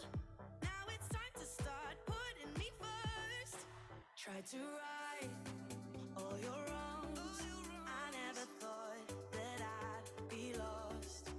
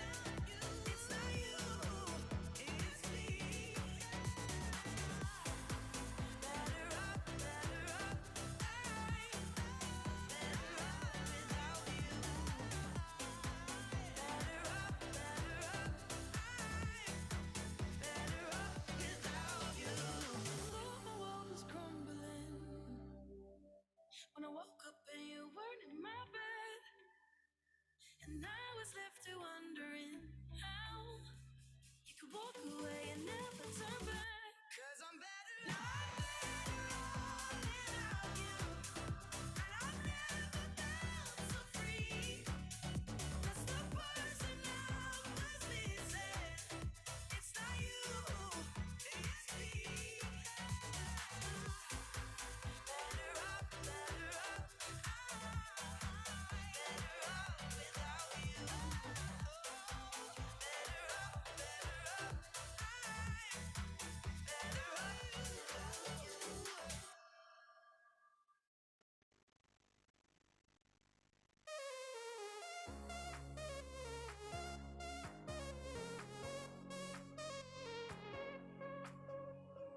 I don't know why I can't quite get you out my sight. You're always just behind. These thoughts cross my mind. Keep crawling back to where we last left our love on hold. I'm always out for more. So what you waiting for? Wait before you burn me to the ground. Please stay till the beat of our heart runs out. I don't wanna let go, 'cause I've been trying to hold on for too long. I feel like I'm lost without a trace. Take my heart and run away. She said, I've been looking for a lasting lover to save me from every single heartache. I feel like I'm lost without a trace. Take my heart and run away. She said, I've been looking for a lasting lover.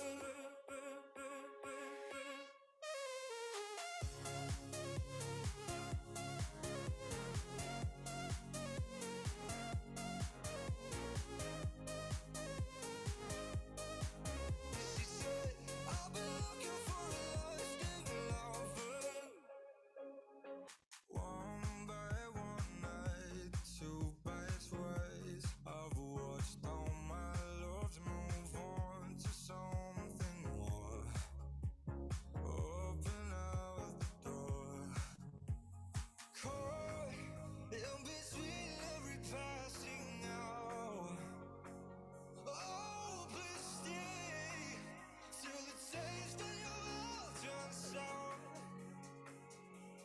I don't wanna let go, 'cause I've been trying to hold on for too long. I feel like I'm lost without a trace. Take my heart and run away. She said, I've been looking for a lasting lover to save me from every single heartache.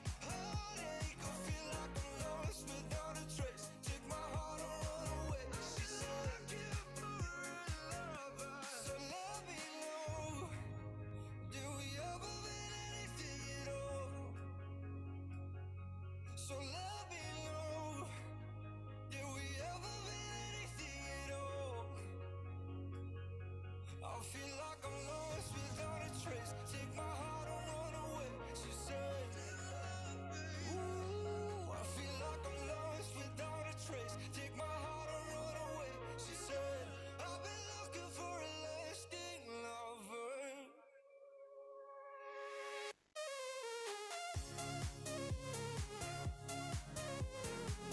I've been looking for a lasting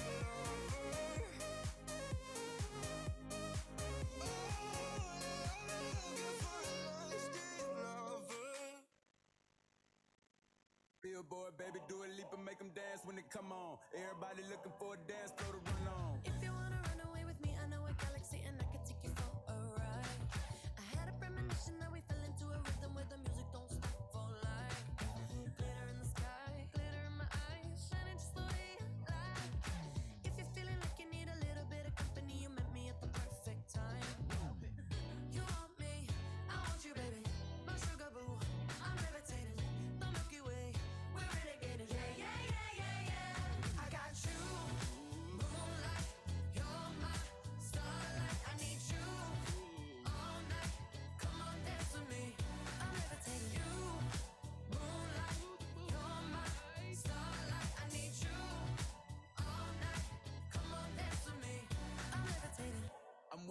greatest, ain't no debating on it. I'm still levitated, I'm heavily medicated. Ironic, I gave him love and they end up hating on me. She told me she loved me and she been waiting. Been fighting hard for your love and I'm running thin on my patience. Needing someone to hug, even took it back to the basics. You see what you got me out here doing? Might have threw me off, but can't nobody stop the movement. Let's go. Left foot, right foot, levitating. Pop stars, do a leap with the baby. I had to lace my shoes for all the blessings I was chasing. If I ever slip, I fall into a better situation. So catch up, go put some cheese on it, get out and get your bread up. They always leave when you fall, but you run together. Weight of the world on my shoulders, I kept my head up. Now baby, stand up, cause girl, you want me, I want you, baby. My sugar boo, I'm levitating. The Milky Way, we're renegading. Yeah. COVID-19 cases globally. With nearly 500,000 new cases recorded daily, some Asian countries are showing a third wave as new variants are discovered. It is only fitting to have a special session in our conference on how COVID-19 has affected lives, institutions, and populations. Just a reminder, each presenter will have 20 minutes, but the first and second speakers already requested for 5 additional minutes. So we have to be very strict about time as there are parallel sessions after the plenary session. Notification sounds will be heard twice. That is 10 minutes and 5 minutes before the expected end of one's allocated time for the presentation. Today, we are honored to hear from distinguished demographers. The first paper in this plenary session is entitled COVID-19 and Family. It will be presented by Wei-Jun Jin-Young, Professor at Asian Research Institute of the National University of Singapore. She chairs the Family, Children, and Youth Research Cluster in the Faculty of Arts and Social Sciences in NUS. You now have the floor, Jean.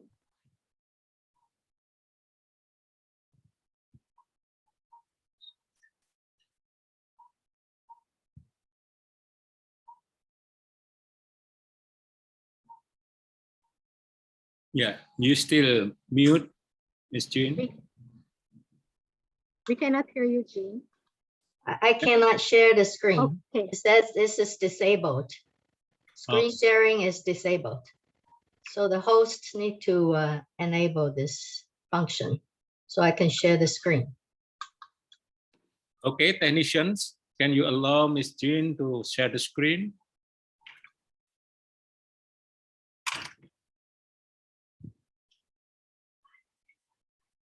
Wait a minute.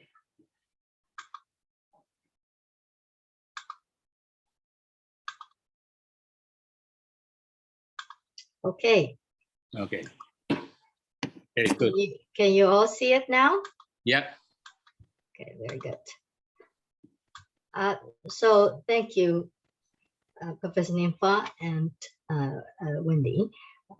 This is a great pleasure for me to have this opportunity to share with you all about some of my views and my work on COVID-19 and families.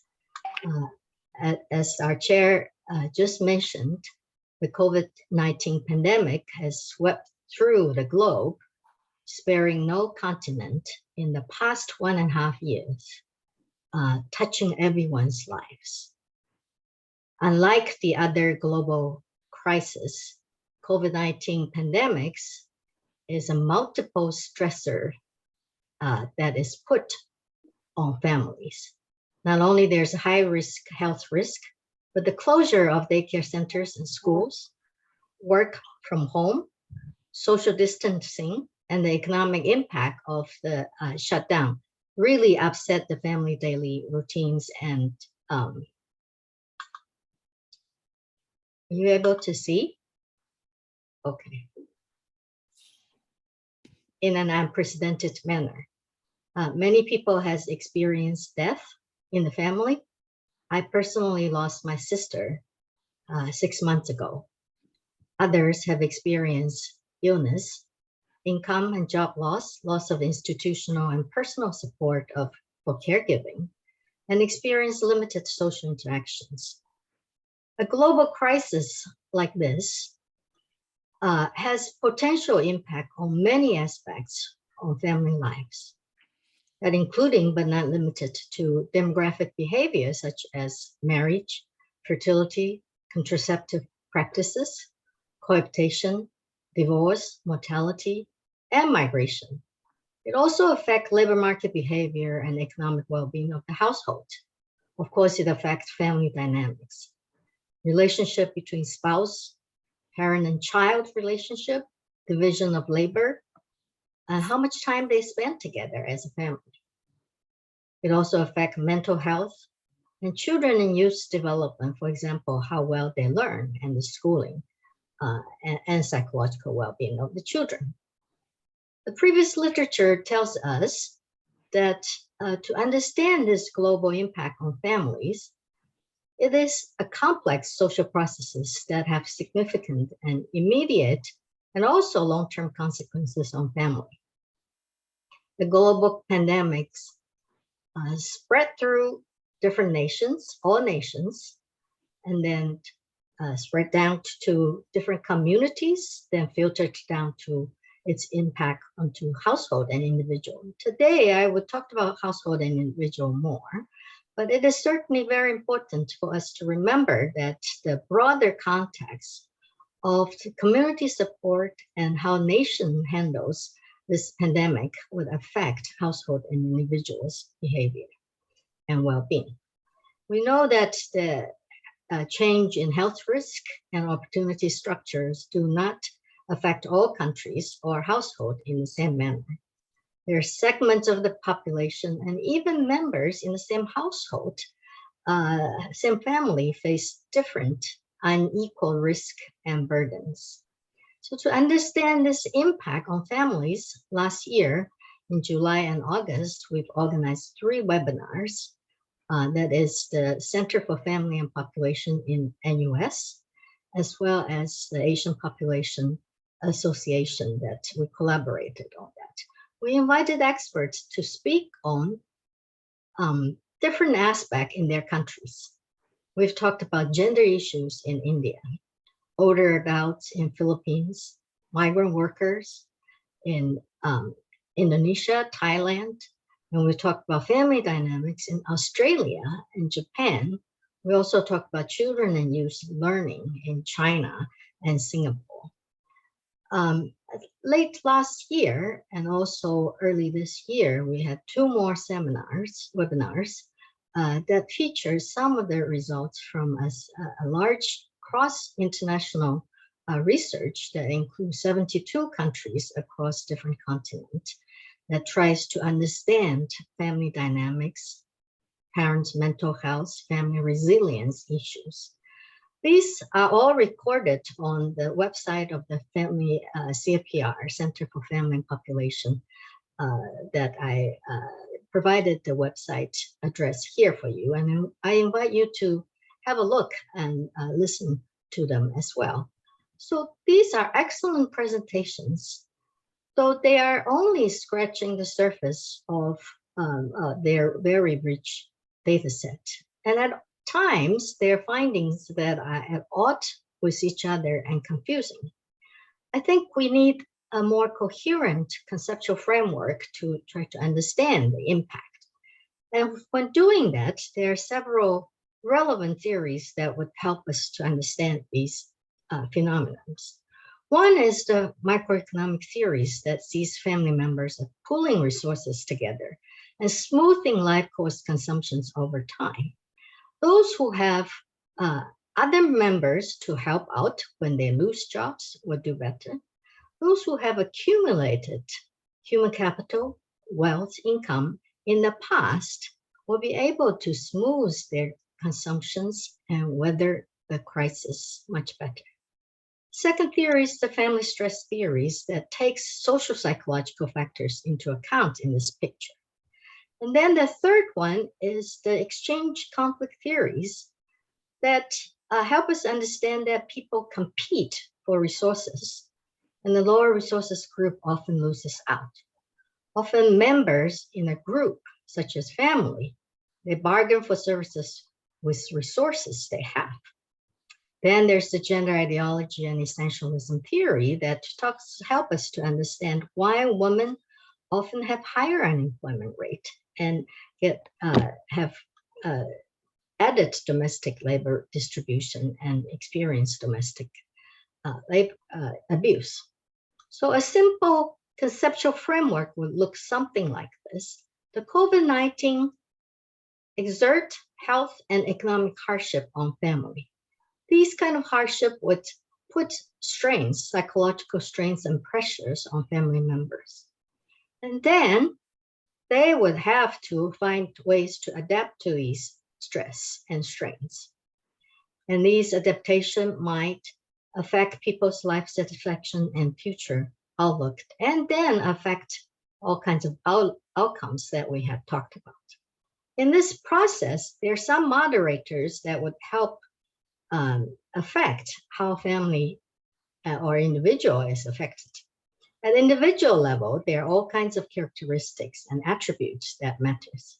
At family level, as I mentioned, how much human capital, income, and wealth has been accumulated. Social support that has been accumulated affect how a household can react. And then the community, state level, neighborhood resources, public assistance, local labor market, and so on. Culture such as religion and gender roles, for example. Under the adaptation behavior, the coping strategies could include increased family income from other family members, or cut back on consumptions on food, healthcare, and education, postpone major life events such as marriage and fertility. We have quite a bit of evidence now that marriage in many countries have declined. We have to wait a little bit longer to see what has happened to fertility. But in the countries where marriage and fertility are very tightly linked, we can expect that fertility will go down as well. In this circumstances, other adaptation strategies include limited mobility, and also redistributing domestic labor and so on. There are obviously other adaptation behaviors.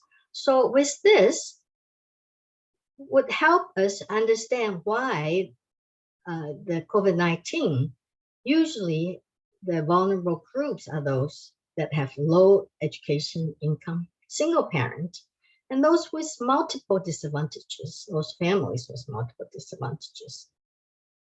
Why women always loses out, older peoples have higher risk, experience ageism in the labor market, and youth often experience unemployment much higher than the adult unemployment rate. Children are vulnerable to violence and have all kinds of learning issues. Racial minority group and migrant workers also have problems on the job market and with visa status. We also understand that there are both short-term and long-term implications for global pandemics at these scales. Previous research shows us that there's scarring effect for graduating cohort even after 5 years after the recession. And children grew up from the Great Recession period in US are more likely to have mental and behavior problems when they grow into adult. The impact of COVID-19 are surely going to be long-lasting. How long-lasting it is, depending on how this pandemic will last and how we handled it. It will most likely exacerbate existing inequalities because the disadvantaged groups are more severely hurt and they have more limited coping mechanisms. All of this threatens the Sustainable Development Goals, such as poverty, gender inequality, and so on. With that background, what I wanted to show you now quickly is the example of how COVID-19 affects children in Singapore. Based on my own studies, 2 waves of data collection in Singapore. One is done before the pandemic. The other one is during pandemic, because we're still not out of the woods yet. And we argue that COVID-19 will widen the gap in children's development in many aspects because it exacerbates pre-existing inequalities in key resources such as quality of home environment, nutrition, children's access to digital devices, parent-human, social, financial capital, and parenting behavior. The outcome we'll be looking at is cognitive development, test scores from Woodcock Johnson. Very quickly, the study is called Singapore Longitudinal Early Development Study, led by myself. And it's a national study that includes about 5,000 plus children at age 0 to 5, and properly representing all race groups and gender groups in Singapore. I will be using a unique SES indicators in Singapore housing type. 80% of the Singaporeans live in public housing, and 90% plus of the people own a house, except for a small proportion, about 5% of them who live in rental housing. This is the most disadvantaged group. And then there's a more advantaged group, high SES group, that lives in private condos and landed properties, about 20% of them.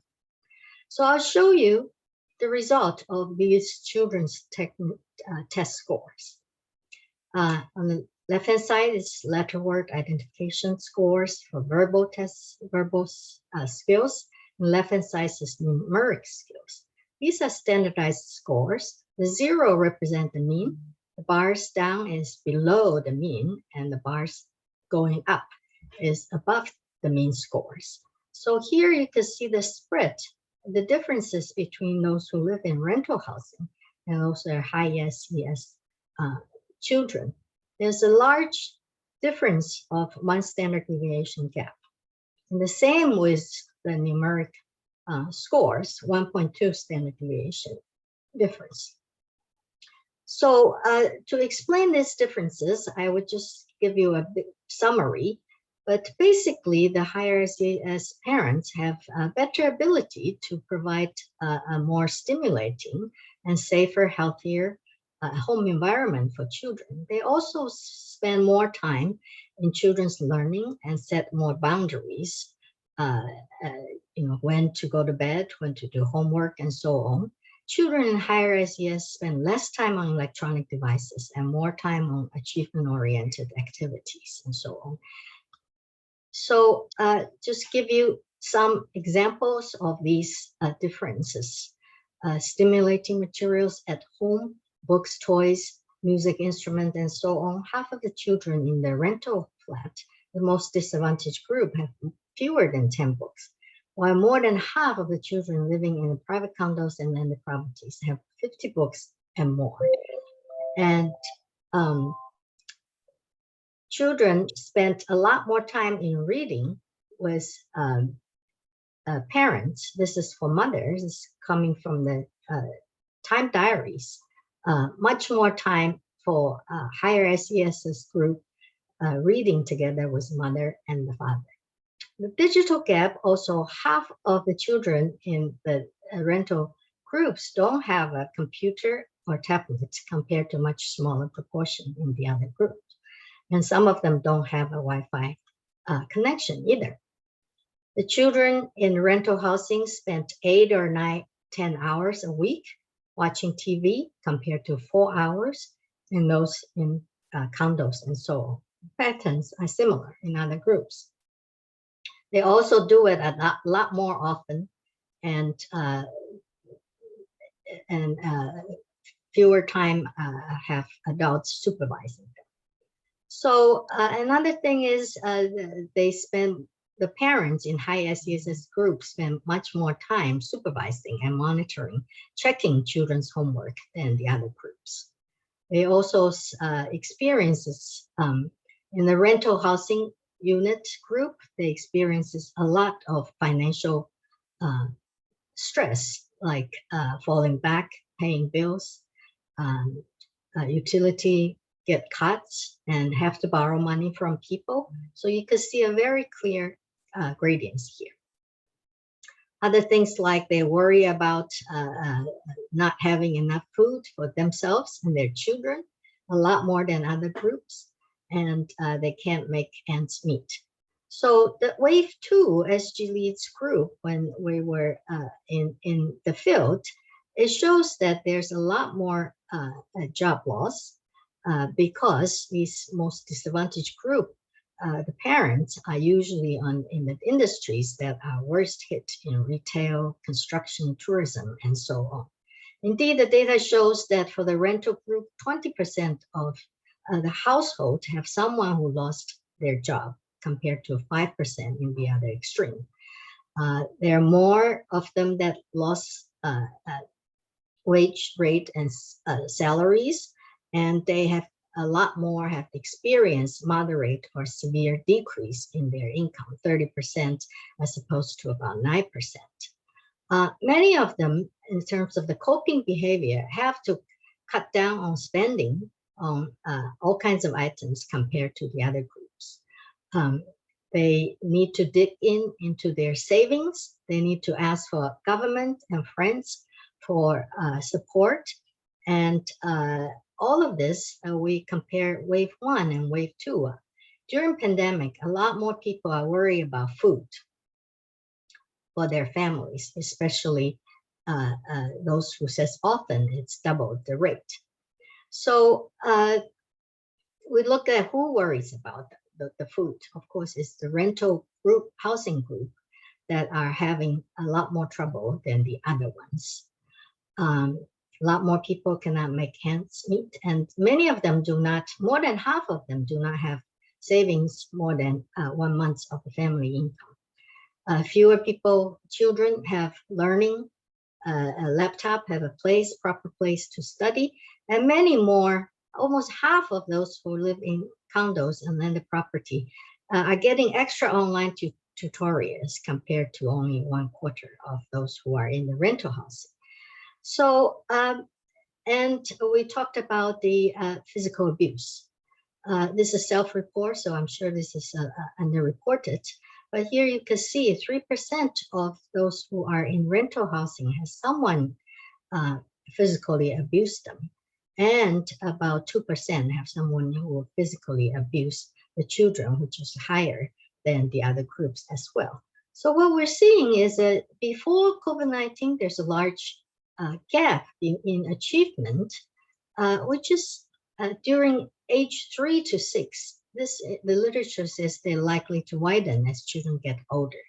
And during the pandemic, we expect to see this COVID-19 learning gap, which shows that high SES parents are able to handle the situation much better. And so the low SES children are going to lag even further behind after the post-pandemic. Of course, there are good news as well. When we ask them about family life, many of them actually says family members are getting better, although some are getting worse. Quality of communication getting better, and amount of time are getting, especially the amount of time spending together, are getting better. So some of them are getting worse, some of them are getting better. I hope that the conceptual frameworks and theories that I outlined earlier would start to help us tease out some of these differences and nuances to understand how COVID-19 affect families a little better in the future. Thank you. I'll stop there.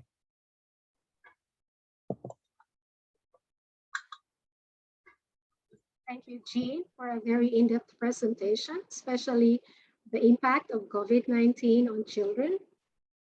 The next paper is on the vulnerability of climate change and COVID-19, to be presented by Raya Mutarak from the International Institute for Applied Systems Analysis, or IASA. She is Program Director and Principal Research Scholar in the Population and the Just Societies Program, as well as Acting Research Group Leader and Principal Research Scholar of the Migration and Sustainable Development Research Group. Raya, the floor is now yours. Thanks a lot. I also try to be quick. Let me share the screen. So I'm on my iPad right now because I'm currently on a holiday, so hope it works. Yes, but you just need to let me know what you see on my screen. So I think you don't see my slide yet. Here you see my slides.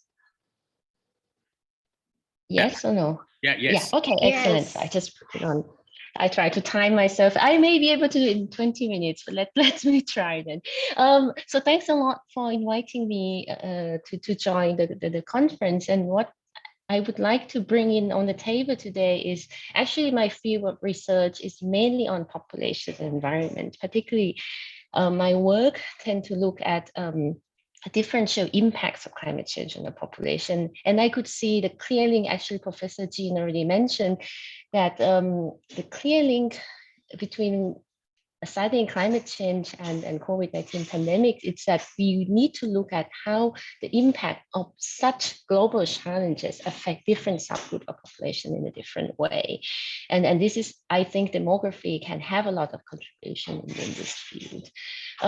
So I just I just copy from Professor Jean, just want to advertise a bit that we also in Vienna, we also have organized a conference the end of last year that focused particularly on demographic aspects of the COVID-19 pandemic. It was challenging as well because we also did the online conference and it was it came out quite well. And we also have a special issues coming out in the Vienna Yearbook of Population Research, focusing particularly on this topic. And then the studies, the conference cover different aspects such as fertility, family, also mortality aspect, of course, life expectancy, and many dimensions of the consequences of COVID-19 on population dynamics. So I think this is quite relevant as well.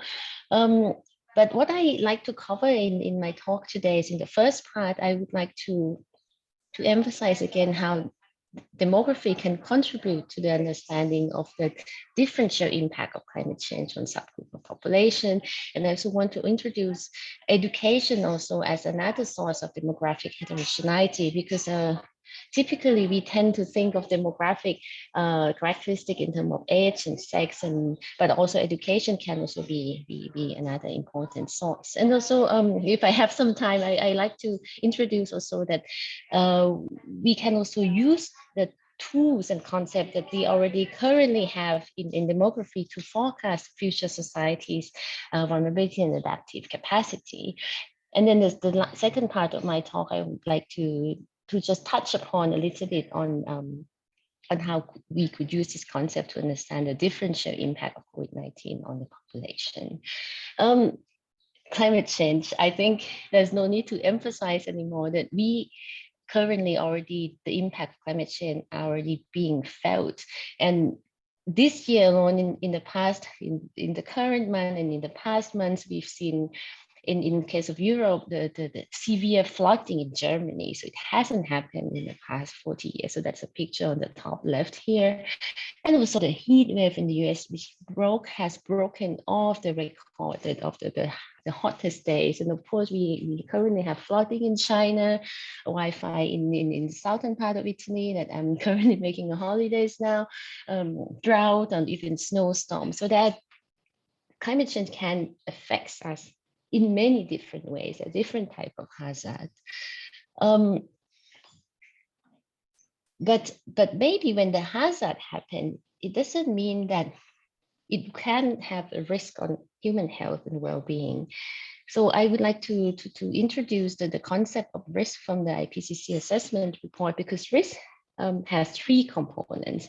So hazard may happen, right? So for instance, the good example that I like to make is a hazard such as earthquake may happen if it's happened in a remote island where no one lives. So then risk doesn't occur because no one lives there. So hazard may happen, but if there's no exposure, so if no one lives there, risk wouldn't happen.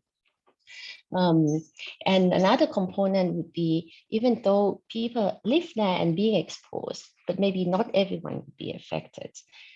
Just to give you an example here. So this is the study that we did, that we look at morbidity and mortality from heat wave in Vienna. Just a note, in the case of Austria, when we count heat wave or extreme heat days is actually the temperature over 30 degrees Celsius, which I know in the case of Asia, for instance, if we talk about India or even the Southeast Asia, the heat wave would be, the days that we count as heat wave would be something around 40 or 45 degrees, because this also shows that hazard differs across the geographical boundaries. Right. So as you can see, just an example that the intensity and severity of heat days increase, as you can see from the red, the red or the orange-ish spot increase over the course of time, but also it also differs by the area we're talking about. The boundary that you see sort of in the middle is represent the city of Vienna, which is the city. So the urban area, apart from having high population density, but also tend to have high concentration of buildings. So the exposure there would be differs from the surrounding area with greener space, for instance. So you can see the intensity of the red color in the middle of the map. So exposure and differs.